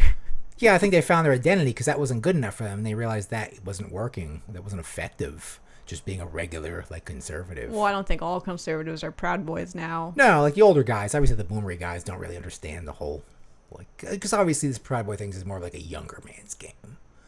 It's more of like a based young man's Anyway, kind Micheal of identity. Graves takes credit for the modern civilization. No, that's their motto. It's not his. It's what they all. It's a sort of a Proud Boy talking point. Yeah, well, they take credit for themselves as representatives of white men. Yeah. Now, if you remember, they take, they're stealing valor from their white male ancestors. Yeah, which they didn't do anything. I mean, you guys, listen. The Proud Boys were invented. If you saw the whole story, I think they were kind of invented by like Anthony Cumia and Gavin McInnes. Like it started as like this joke thing. It's a grift movement, everyone. It absolutely is a grift. And the thing is, all you guys that want to find, and I know a lot of you guys that listen to this show, you're kind of a little based. You're not like, I know you are because the way the shit you talk about me, you know shit about me, people. Okay, but anyway, they're all these Steven Crowders and these Gavin McInneses and these Charlie Kirks. They're fucking Canadian fucking grifters. Okay, not even American. Okay, just know that. They're rich. Rich fucking Steven Crowder is. You know what Steven Crowder is like? I know I'm going off on a tangent. He's like my brother's comedy. Like watching his comedy, like it is the same shit. In the closet. It is. Oh yeah. And that's fine if he wants to be gay. That's cool. But like, no, it's that kind of humor. It's horror. It's. I don't know who the fuck thinks this is funny because the guy gets a huge amount of views. Well, he's not a comedian. That's not where he gets his money. That's true. He's funded by like the Koch brothers and shit. He's terrible. So anyway, but he gets like YouTube money. The guy, and he doesn't get like banned either because he doesn't go that far where he gets like banned. Like he's not in that territory. And obviously he makes a huge amount of money for YouTube. So they won't even dare ban the guy because he's like super popular. But anyway. Don't the Proud Boys have like a lot of weird things they do as well? Okay, so they have this cereal eating thing. Yes. Now all this, like according to Gavin McInnes and Anthony Cumia, like this was like invented when he was working for Anthony Cumia at that stupid thing that Anthony Cumia has. And it was like they started it apparently, and I don't think it was serious. I think all these people like him took it serious. They thought it was real. It started with like this guy they used to make fun of that worked with them, and he had a certain name or something. So they would sing this like play to him. It was called like My Proud Boy or something, and it kind of stuck, and they kind of made this whole thing off it, and somehow it got out, and people like him and all those other people you see like took it like if it was real. Well, and of course when they got busted, because I didn't think they were even around here, because I think they got busted, like a whole bunch of them got busted for like starting some fight with people in New York City, and of course that and so like their whatever founder wouldn't get Gavin McInnes. He was like, oh, I don't know who the fuck these guys are, and that was it. Like that was the end of him. He claimed to not have started the movement. It was just an organic movement. Well, yeah, he wasn't the leader. Yeah, I guess he could. Well, based on his story of their founding, I guess he can get away with that shit. But like, apparently, he like disavowed these people instead of like defending them, the ones that went to jail. I can't imagine the person that I've heard that one of their initiation rites is like eating cereal and calling out your name. No, getting beat up while you call out the names cereals of your 5 favorite cereals. Yeah, I think they're just fucking around. And they're against masturbation. I've heard. No. Well, that's a whole movement with the That's not like unique to them. All these but I'm saying that's part of it. Yeah, no, I think that's real. So that's real. I mean, there are people that aren't Proud Boys that do that. Yeah, that whole like that whole. We don't need to talk about that. We're talking about the Proud Boys. Okay. So I So that's just funny. can't imagine someone who seriously identifies as a Proud Boy. Like, clearly, it's kind of like a jokey movement. Yeah, I don't think these guys got the memo though. But there's a lot of dumbasses out there. Yeah, like Which definitely includes Micheal Graves. I think to Gavin McInnes it was a joke because he's like this rich guy. I think it was. I mean, I'm not saying I don't think Gavin McInnes is a good guy. No, I think he's an awful guy. No, but this thing was not. He doesn't go out and fight in the streets with these guys. No, And I don't. They're definitely not. like, I know the Proud Boys are pro fighting. Like, Gavin McInnes is not going to go fight anybody. It is from his mansion. He doesn't believe this shit. He's just grifting. Yeah, his mansion in Larchmont, New York. Yeah, like no. He's a Canadian guy that's got you. So Yeah, he's not a fake conservative. I don't think that. But yeah, he's just fucking with you guys. So anyway, this fucking guy discovers it. You know, he probably watches some YouTube video and he's like, yeah. I mean, this is prime for him. Yeah. Like, this is perfect for him. And he's like got to be like 1.5 brain cell. He's got to be around my age. Maybe Hardcore dude. He's from Dumont. Punk You know, dude. he's from Dumont, New Jersey. That's a nice town. His name is something Emmanuel. Michael Emmanuel. Micheal Emmanuel. Michael spelled normal. Michael. So he spells Micheal Graves. That's part of his stage name. Yeah, Is to spell it like that. With his stupid skull head face. Pretty cool. So when this guy's saying for the Misfits, I didn't hate his Misfits albums. I didn't either. They're super catchy. Yeah. He wasn't terrible. Like people, like that's What always is like everyone's pariah. This is the Danzig edge, but Yeah, it doesn't. Obviously, it's not that, but it isn't. It's not horrible. And the Misfits are still like a real band. They still had both of the Doyle and Jerry Only in the same band together. Yeah, it wasn't terrible. Like I could listen to that and be like, this isn't bad. So I don't hate. I know it's like a pariah for all the all the Misfits albums, but yeah, it's better than Mike Hideous when they had Mike Hideous singing for them. That was bad. Anyway, fuck Micheal Graves. I demand you apologize for building the modern world. Yeah, And look where it's led us. Yeah, he doesn't know. Right here. He doesn't know. This is his little thing. This guy from Dumont, New Jersey. Yeah, he's just a New Jersey Like typical kid. He's just some suburban kid who just doesn't. Yeah. But anyway, it's just funny. Just going back to that time when I saw him sitting there at the table. Oh, and then that same time, after I got a signature from a very unhappy Keith Emerson, Steve Guttenberg walks in the room, and the room lights up because he's got that smile, that $1 million smile. He's like, hey, and everyone's like, oh, Steve Guttenberg, and it was just like, wow, Steve Guttenberg. And even though like he hasn't been doing anything, like his smile just Steve Guttenberg would never be a lit Proud the Boy. room up. No, Steve Guttenberg is just like a nice guy. Like he's just like exudes. He was Kerry Mahoney on Police Academy. He's like always playing a prank. Just fun guy. Steve Guttenberg. All right. Okay. You ready? Moving on. We have more asshole news. We have plenty of assholes. We want to do this. This is a bit. You want to start with this plate, or we have a couple of pages. I mean, there's so this. many pages. Yeah. So let's start with this. Well, I'm going to lay this out chronologically because this is kind of a saga. It's spread out over a number of years. So Yes. we don't really need articles. We might not want that YouTube, though. Okay, we got it on. Yeah, we got it. Yeah, we got that on here. Right there. Yeah, okay, let's That's start pretty good. there. Okay. All right. Action. More asshole news. Here we've got a bit of a saga involving the American Texan black thrash metal band APSU. What is wrong with these guys? And I'm going to tell the story chronologically. Right now we're looking at a picture of the mastermind behind APSU. That's a good name for him. Who listens to these guys? His name is Prescriptor McGovern. I want to say this. I like APSU. I actually like this band, which is part of the reason. You found it a little intimidating. But honestly, this kind of band is right up my alley, and I like it. Prescriptor McGovern. I love black thrash, so... Shooter McGovern. It's like Shooter McGovern, Prescriptor McGovern. So this whole saga is very disappointing to me. Well, once you meet this guy, though, you're going to be like, do I really want to listen to this band? I had never put any research into probably Prescriptor McGovern. No one knows how he acts. But yes, okay. So we're going to go chronologically and come to the present day. Starting in 2017, they're a three-piece band. Prescriptor McGovern,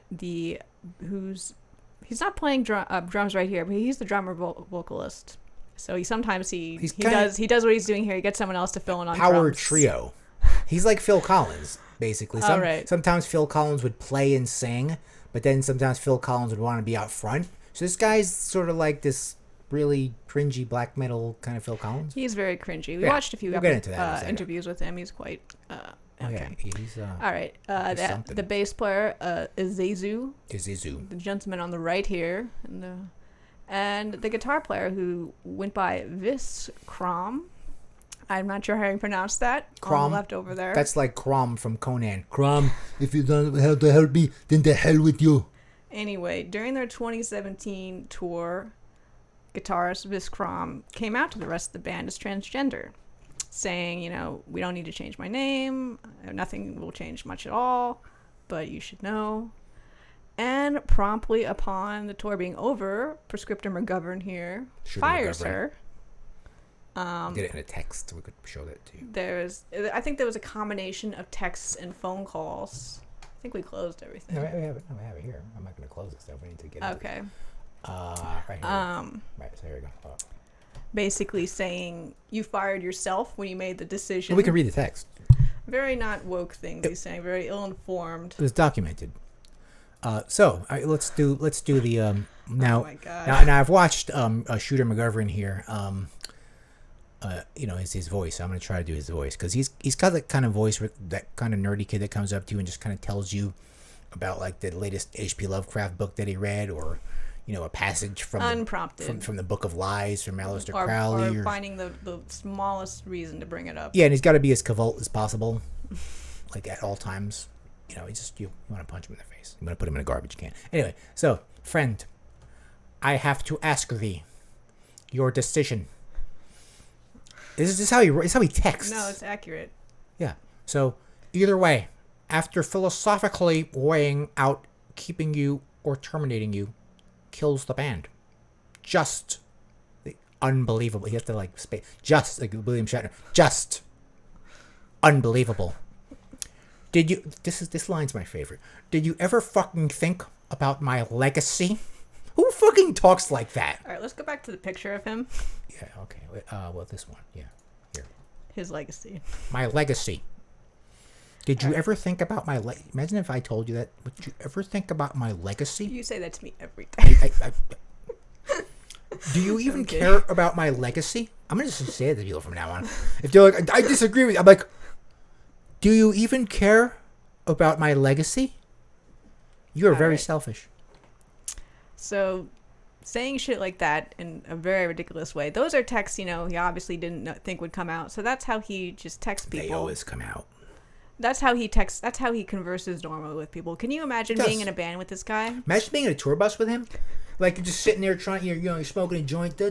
He's like, I have to tell you something. It's like, I'm just, he's like, I was reading an H.P. Lovecraft novel, and Azathoth, the destroyer, rises from the ocean, and he's the immortal one.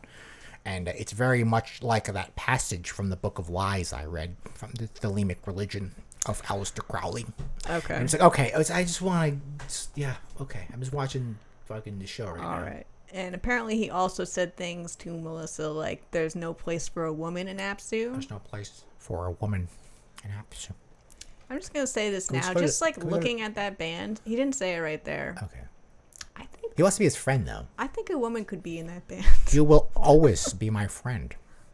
And this will never, ever, ever, ever change. Ever. Thank you for everything, but you're out of the band. Yes. But, understood.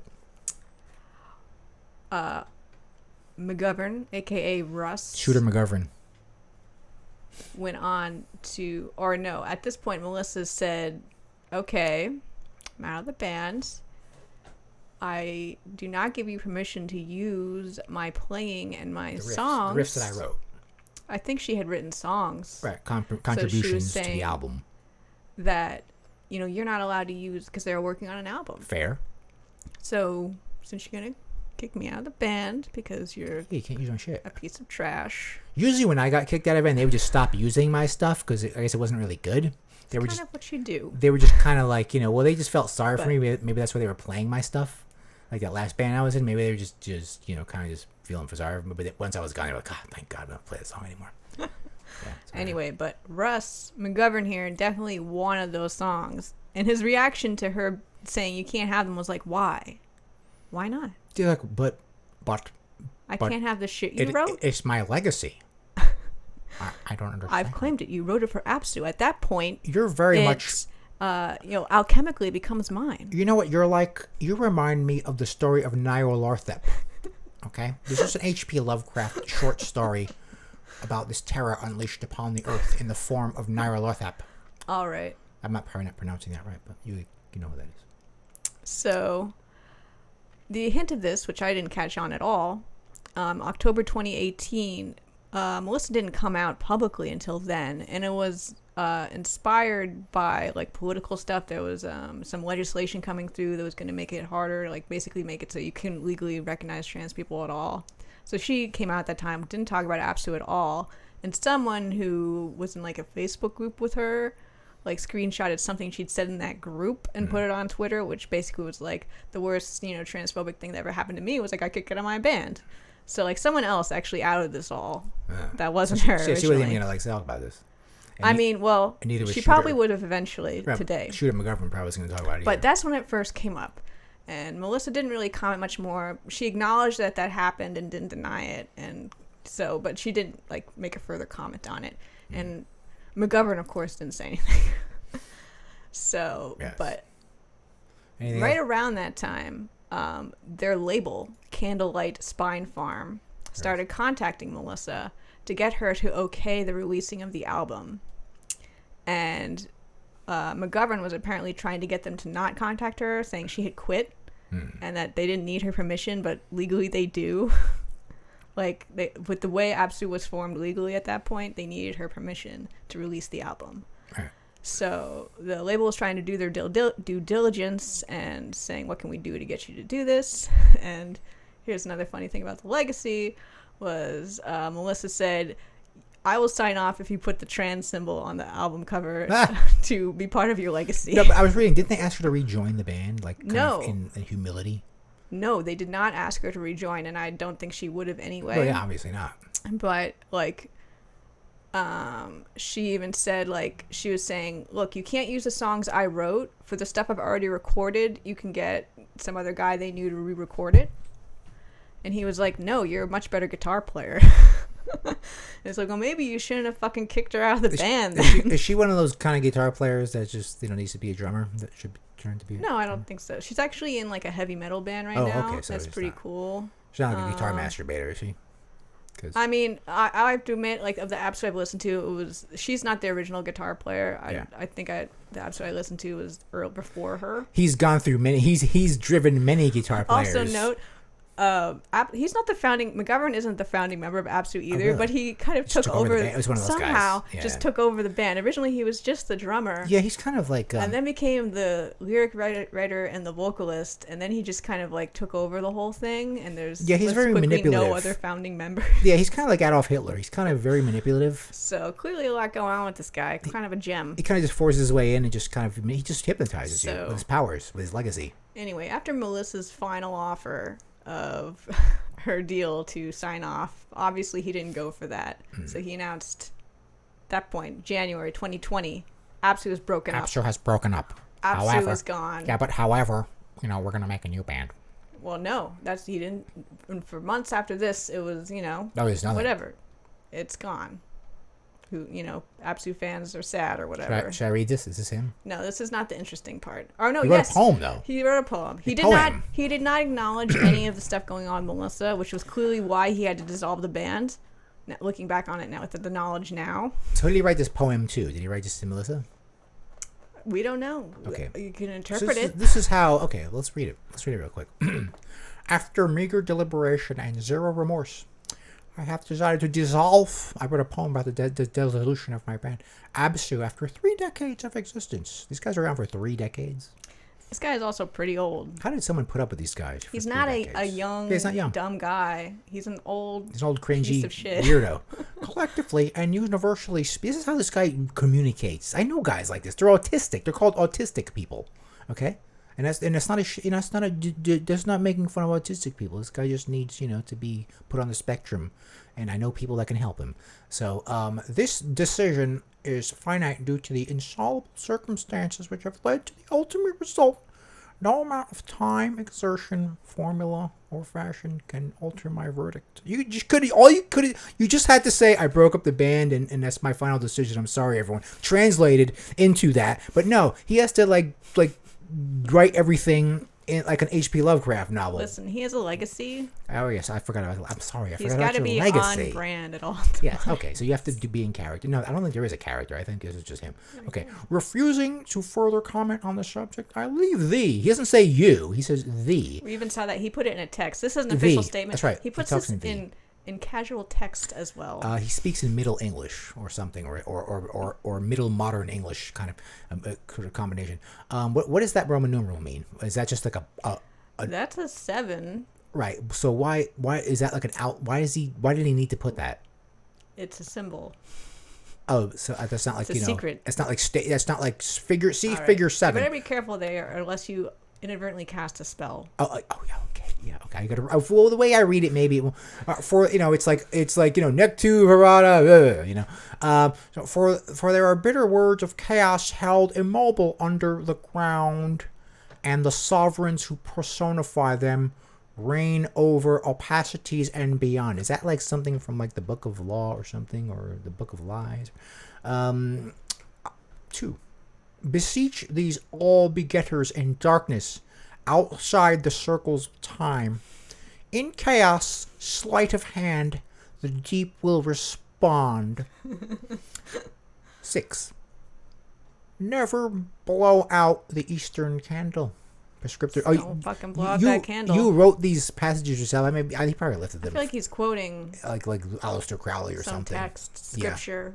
Yeah, but he put his name on them, like some. You're supposed to put Well, that's who his made statement. them.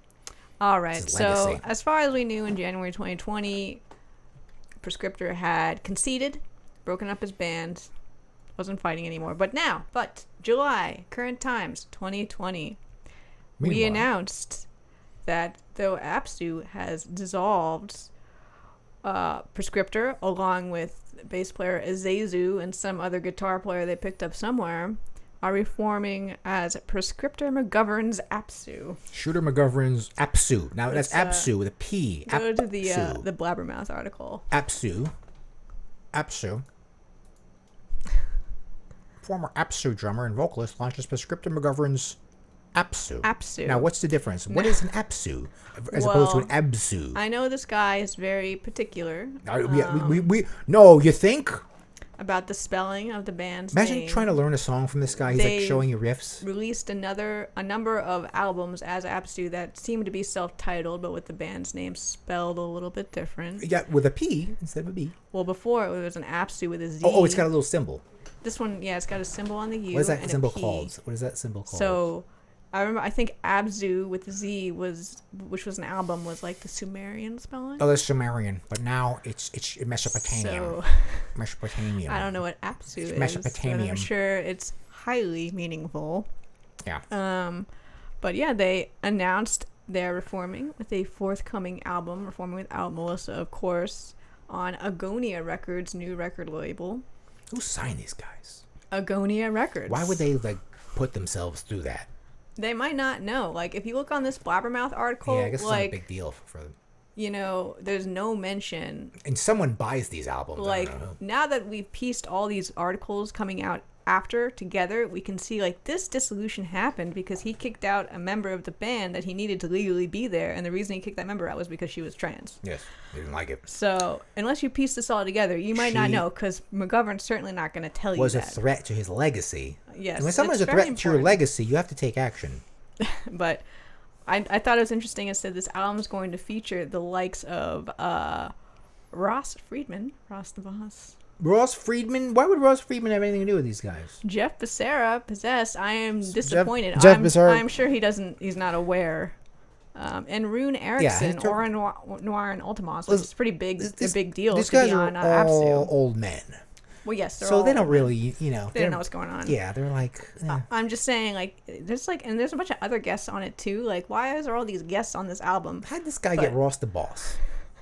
How dare you take Ross Imagine the this Boss? guy like coming up to Ross about, so Ross, when you did Triumph of Steel, oh no, she wasn't on Triumph. What am I talking? I'm talking stupid shit. Now when you did the got the Into Glory ride. You know, when you did Gloves of Metal show, like that part with the solo. You know. All right.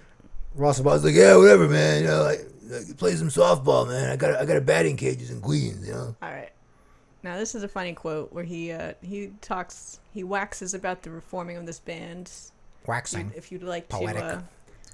where are we starting here? Right here says. Yes. Prescriptor Shooter McGovern says. Prescriptor. That's just a perfect name for this guy. I'm gonna call him Shooter though, after the Happy Gilmore movie, Shooter McGovern. Prescriptor says.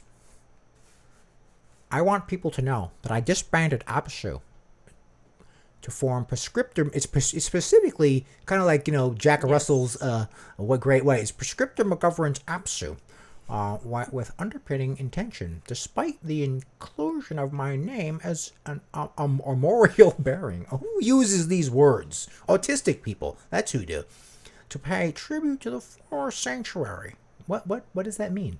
I don't know what the language. What is he? This guy just talks in like riddles. I do not consider myself the band's leader. No. More of an administrator. That's perfect. This guy is not a leader. This guy is a manager. He that's what he is, which is not a good thing. You're a manager or a leader, and you're a manager. You're an asshole. Okay, I may be oppressive. I may be an oppressive commissioner, but Prescriptive Governance APSU is equal collective unit. So everyone, it's democracy. Claiming keep going. It's not a democracy. Prescriptor continues regarding the album's lyrical approach. This album is written for those who are curious and unwearied in their quest of the arcane knowledge.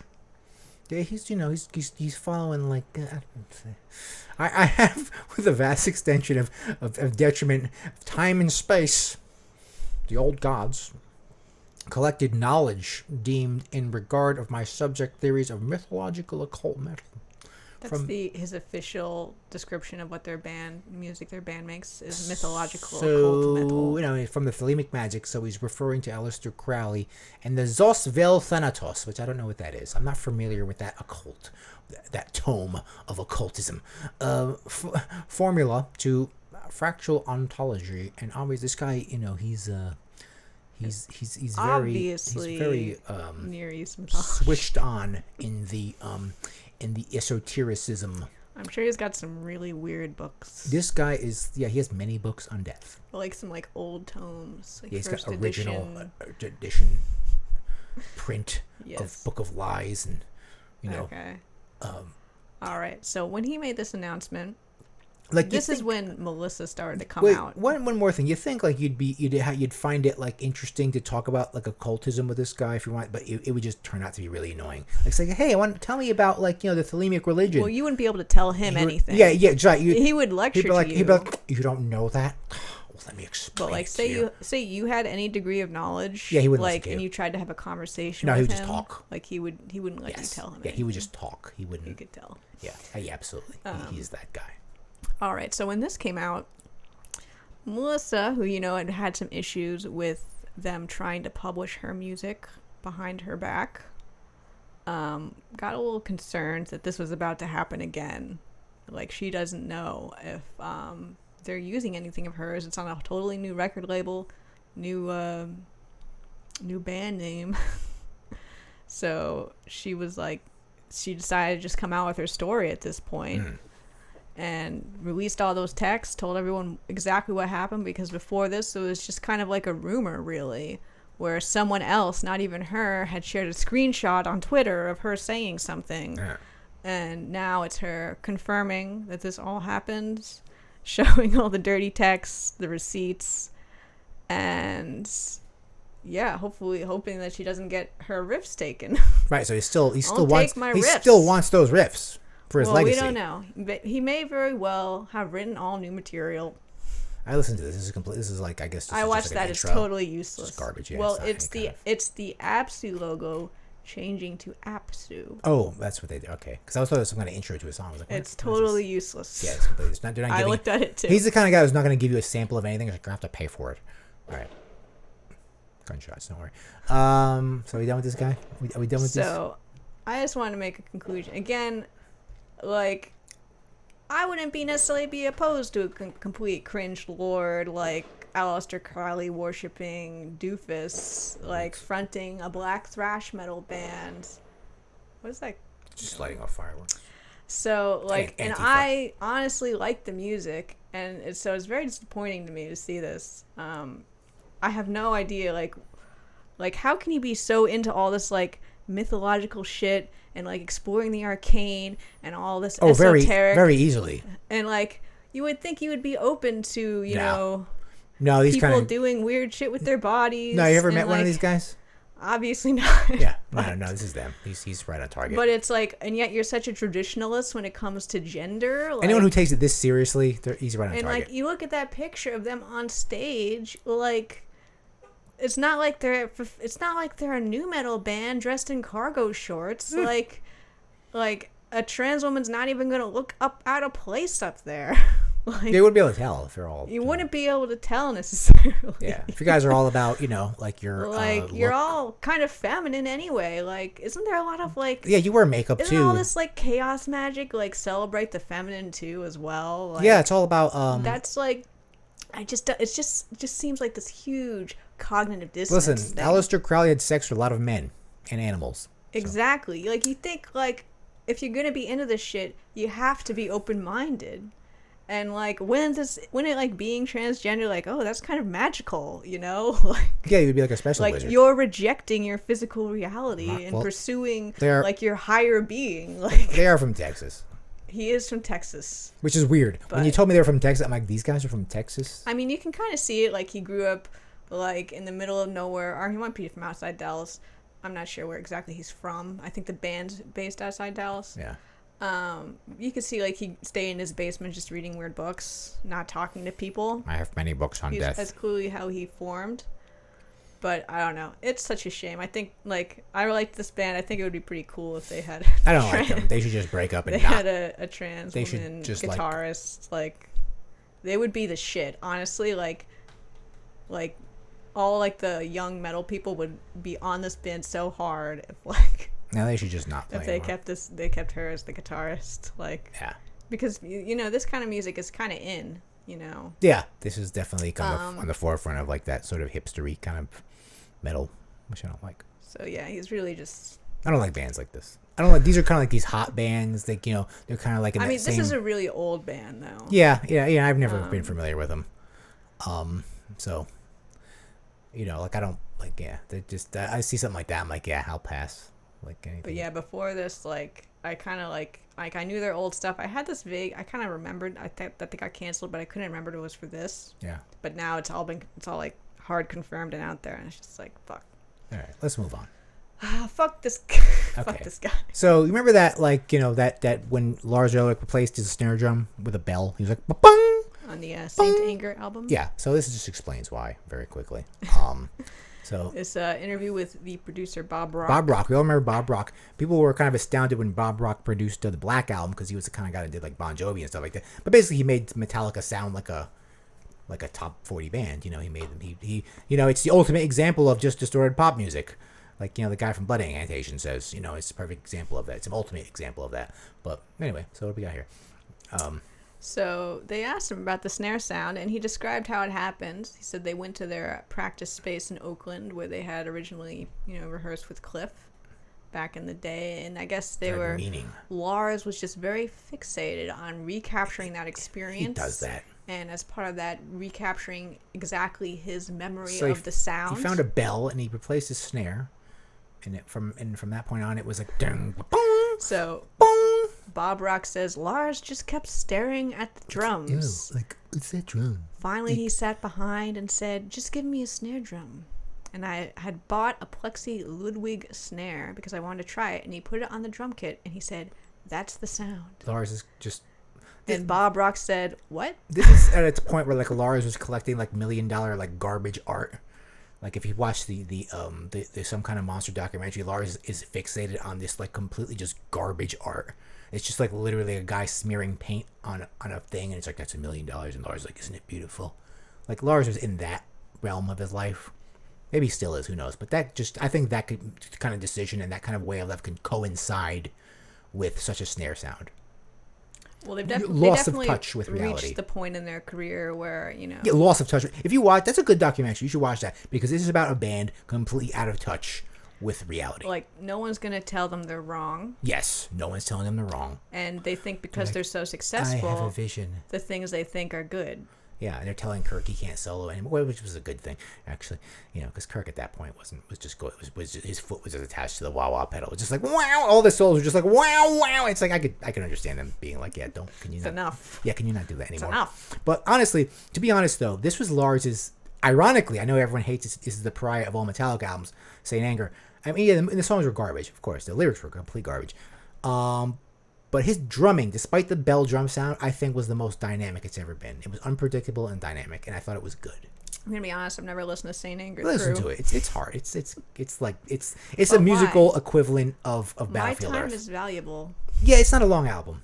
It's not like, you know, Metallica always has very, like, you know, a lot of lyrics. This like he just kind of says one thing and kind of repeats it, like it's some terrible new metal song. What were there good lyrics on the last one, Hardwired? No, not really. No. But I mean, if you really look at like Ride the Lightning or Master of Puppets, you know that those are albums. Yeah, you gotta reach back Justice there for All. the lyrics. You know, like those are known like these sort of epic songs with a lot of lyrics. Is Enter Sandman good lyrics? No, not at that point, not anymore. But like, you know, like a lot of, you know, they're kind of known for these sort of epic lyrics.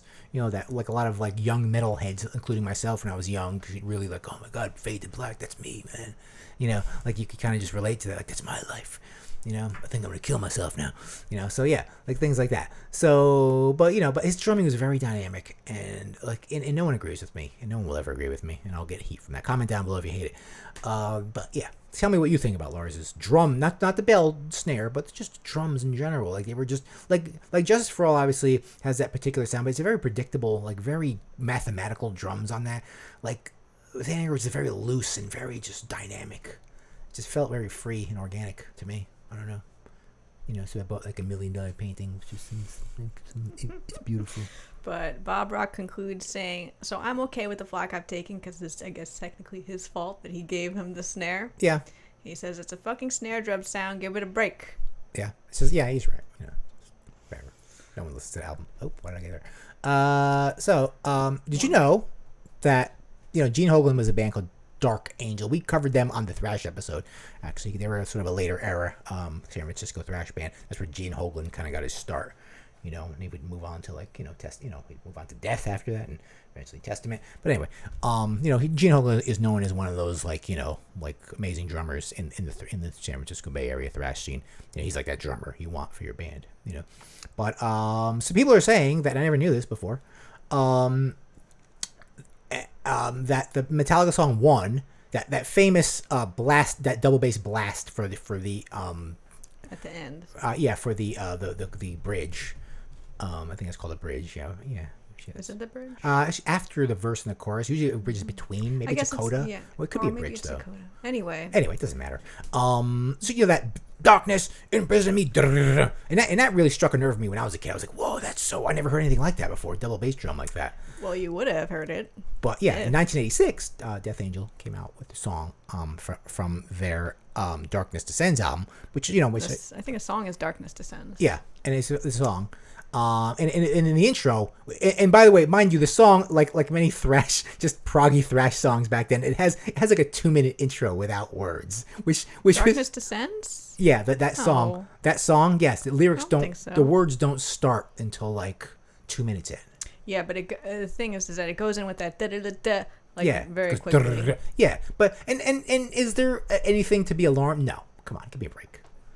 Like, I think that's a very distinctive drum beat. Yeah, but you can't like it's not a guitar riff. I would say a drum beat that distinctive and that isolated is on the level just of a riff. Doing what it's doing, but it's not like alongside any lyric. It's not like darkness imprisoning me. You know, it's like Metallica kind of made like a.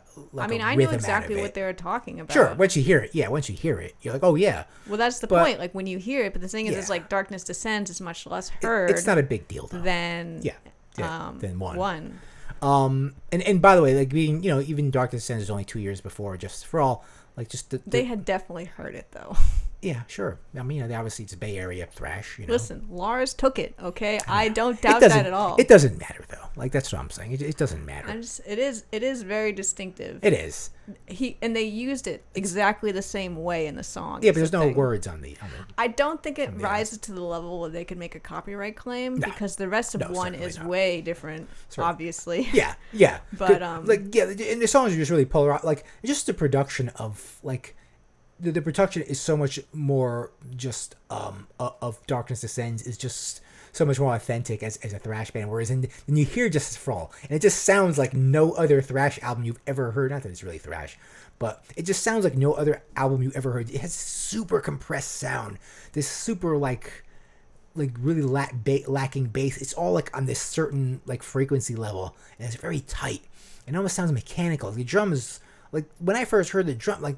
I never heard any drums like that before. The first time I heard Justice for All, they're just mechanical. They're so mechanical.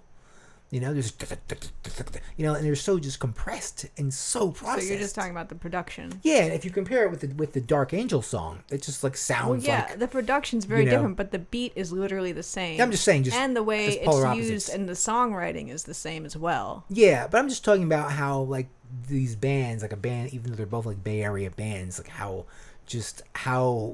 rock star Metallica was at that point already. Yeah. Compared to all these the many other Bay Area thrash bands, whether it's Exodus or Testament or Dark Angel or any of them, they just still had that kind of like home down sound, whereas Metallica was kind of like in space already. Yeah. This was 1988. I like this because Lars isn't exactly known as a great drummer. Yeah. And here we have, whereas Gene Hoglan is. Yeah. This. And so it's like any credit Lars could have taken for adding to the drumming world, because most people probably thought that beat was his. Yeah, because most people didn't hear, like unless you're really into like, and Dark Angel wasn't one of like those huge bands at the time. They weren't like one of the huge Bay Area bands. Like they were like more of an obscure one, So. They weren't. Take a little bit more glory from Lars. They're not even in the second string Big Four. Not even close. No. Dark Angel. So and they were a little more proggy. They were definitely like a better band than Metallica. They just didn't have the production, but they were like I consider them kind of proggy. Mainstream friendly. Yeah, I consider them kind of proggy. People when I first heard them. In the Midwest aren't going to go for it. No.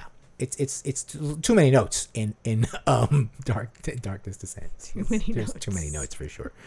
And if you think Justice for All has too many notes, like listen to Dark Angel, like just like twice the notes, okay? And it's just super aggressive, super fast all the time. I'm sure there's light parts in the album too. I didn't listen to all of them,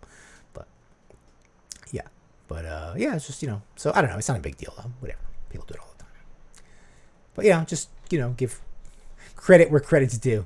So what else do we got here? Okay, the rest of it is just bullshit news. So did you know this is real? I thought when I saw this article, I thought this was fake. Like I thought this was a joke. Trapt, Smashmouth, and Buckcherry are gonna play Sturgis. That seems pretty normal to me. I thought it was but just today, like I was like, that can't happen. What do you think happens at county fairs? Well, first of all, it's a county fair. That's true. But I didn't think like Smashmouth still played. County fairs for sure. I was like, wow, that's perfect. Okay, I looked up the Sturgis Buffalo Fest where this atrocity is going to take place. Imagine in Buffalo. It's not in Buffalo, New York. Oh. It's like North Dakota or something. Why is it called Buffalo? I didn't Buffalo, like the animal. Oh yeah, Buffalo. Yeah. South Dakota. South Dakota. The Buffalo Chip Rally. The Sturgis Buffalo Chip Rally. That means like Buffalo defecation. I looked that up. It's not a county fair. It's some like bizarre. It's a music festival, but they also have like races. Like I see what this is. Like bike race, like it's Sturgis. Race. Yeah, the original Sturgis I think was in California. It was like his biker thing. Yeah. So, and why bikers would not like Trapt, like biker dudes. Go on a slip and slide. It's family friendly. Okay, so it's more of like a mod, because I think the original Sturgis in California was like this violent event. I don't know what Sturgis is. Yeah, I think it was this original California. Well, it's in thing. Sturgis, South Dakota. It's the name of the town. Oh, is that where? I thought it was in California. I don't know anything about this. All right, I've heard the name before. It has to do with bikers. Anyway, it's a big deal around there. Like they had Ozzy Osbourne play there one year. Oh, really? Okay, so it's not like a bullshit. Big like rock festival, Right, but for it's like- also like a family festival. Right, for like thing. guys with mullets and wear like leather vests. They don't have rides, I don't think, but you know. All right, so it's for It's guys. So, like it's kind of a hick looking festival. yeah, it's for like But it's in South Dakota. So. American guys that like rock and they're gonna bring their families. Anyway, It's like for biker guys that wear leather vests, like fat biker guys with mullets that wear leather as vests. you can see, Smashmouth, Trapt, other Wait, so bikers are gonna like Smashmouth? Bikers are not gonna like Smashmouth. They're, I don't know, young bikers. Bikers are not gonna like. They want to hear like Molly It's for Hatchet the- or something. It's for the kids. I can't. Oh, yeah, kids will. I guess kids will. That's it. Anyway. Smashmouth is a sound that kids could like. You should click on that link that says the PRP because there's a picture of the trap guy that's really funny. Oh, he has a lot of funny pictures. Let me see. He's like, America, come at me, bro. Anyway, Come at me, bro. what was interesting for this was that the big artists they had scheduled for this date were Willie Nelson, ZZ Top, Puddle of Mud. Willie Nelson's still alive? He's like 92. He can't be playing anymore. Puddle of Mud, perfect. But they pulled out. Oh, well, after that, wasn't he the guy that went online and did that video where he was singing Nirvana songs where he's like, Was that him? yeah, I think that was Or was Wes that the Scantlin. Disturbed guy? No. That Wes Scantlin was from Puddle of Mud. Yeah, they're like a Christian band. I huh? can't get them. I don't Yeah, know. they're a Christian band. They're all the same to me. And he was singing these Nirvana songs. And he was like, he was doing that, like all right. Well, stressing like the end of every. that guy is reasonable because he doing canceled it. their appearance at this year's because of it's not a because good of the idea. obvious reasons. All right. But so all Smash Mouth, come on, guys. I would think you're better than this. Somebody else that the world is on a crazy. Oh my God! Stop right now.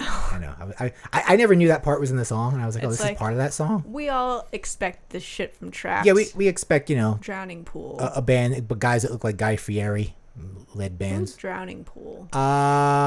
Let the bodies hit Yeah, the that's floor. what I thought. Aggro rock. That was like post new metal. It's called aggro rock. It was popular with the UFC. I think they would use that song. It was like an intro song. They would use that.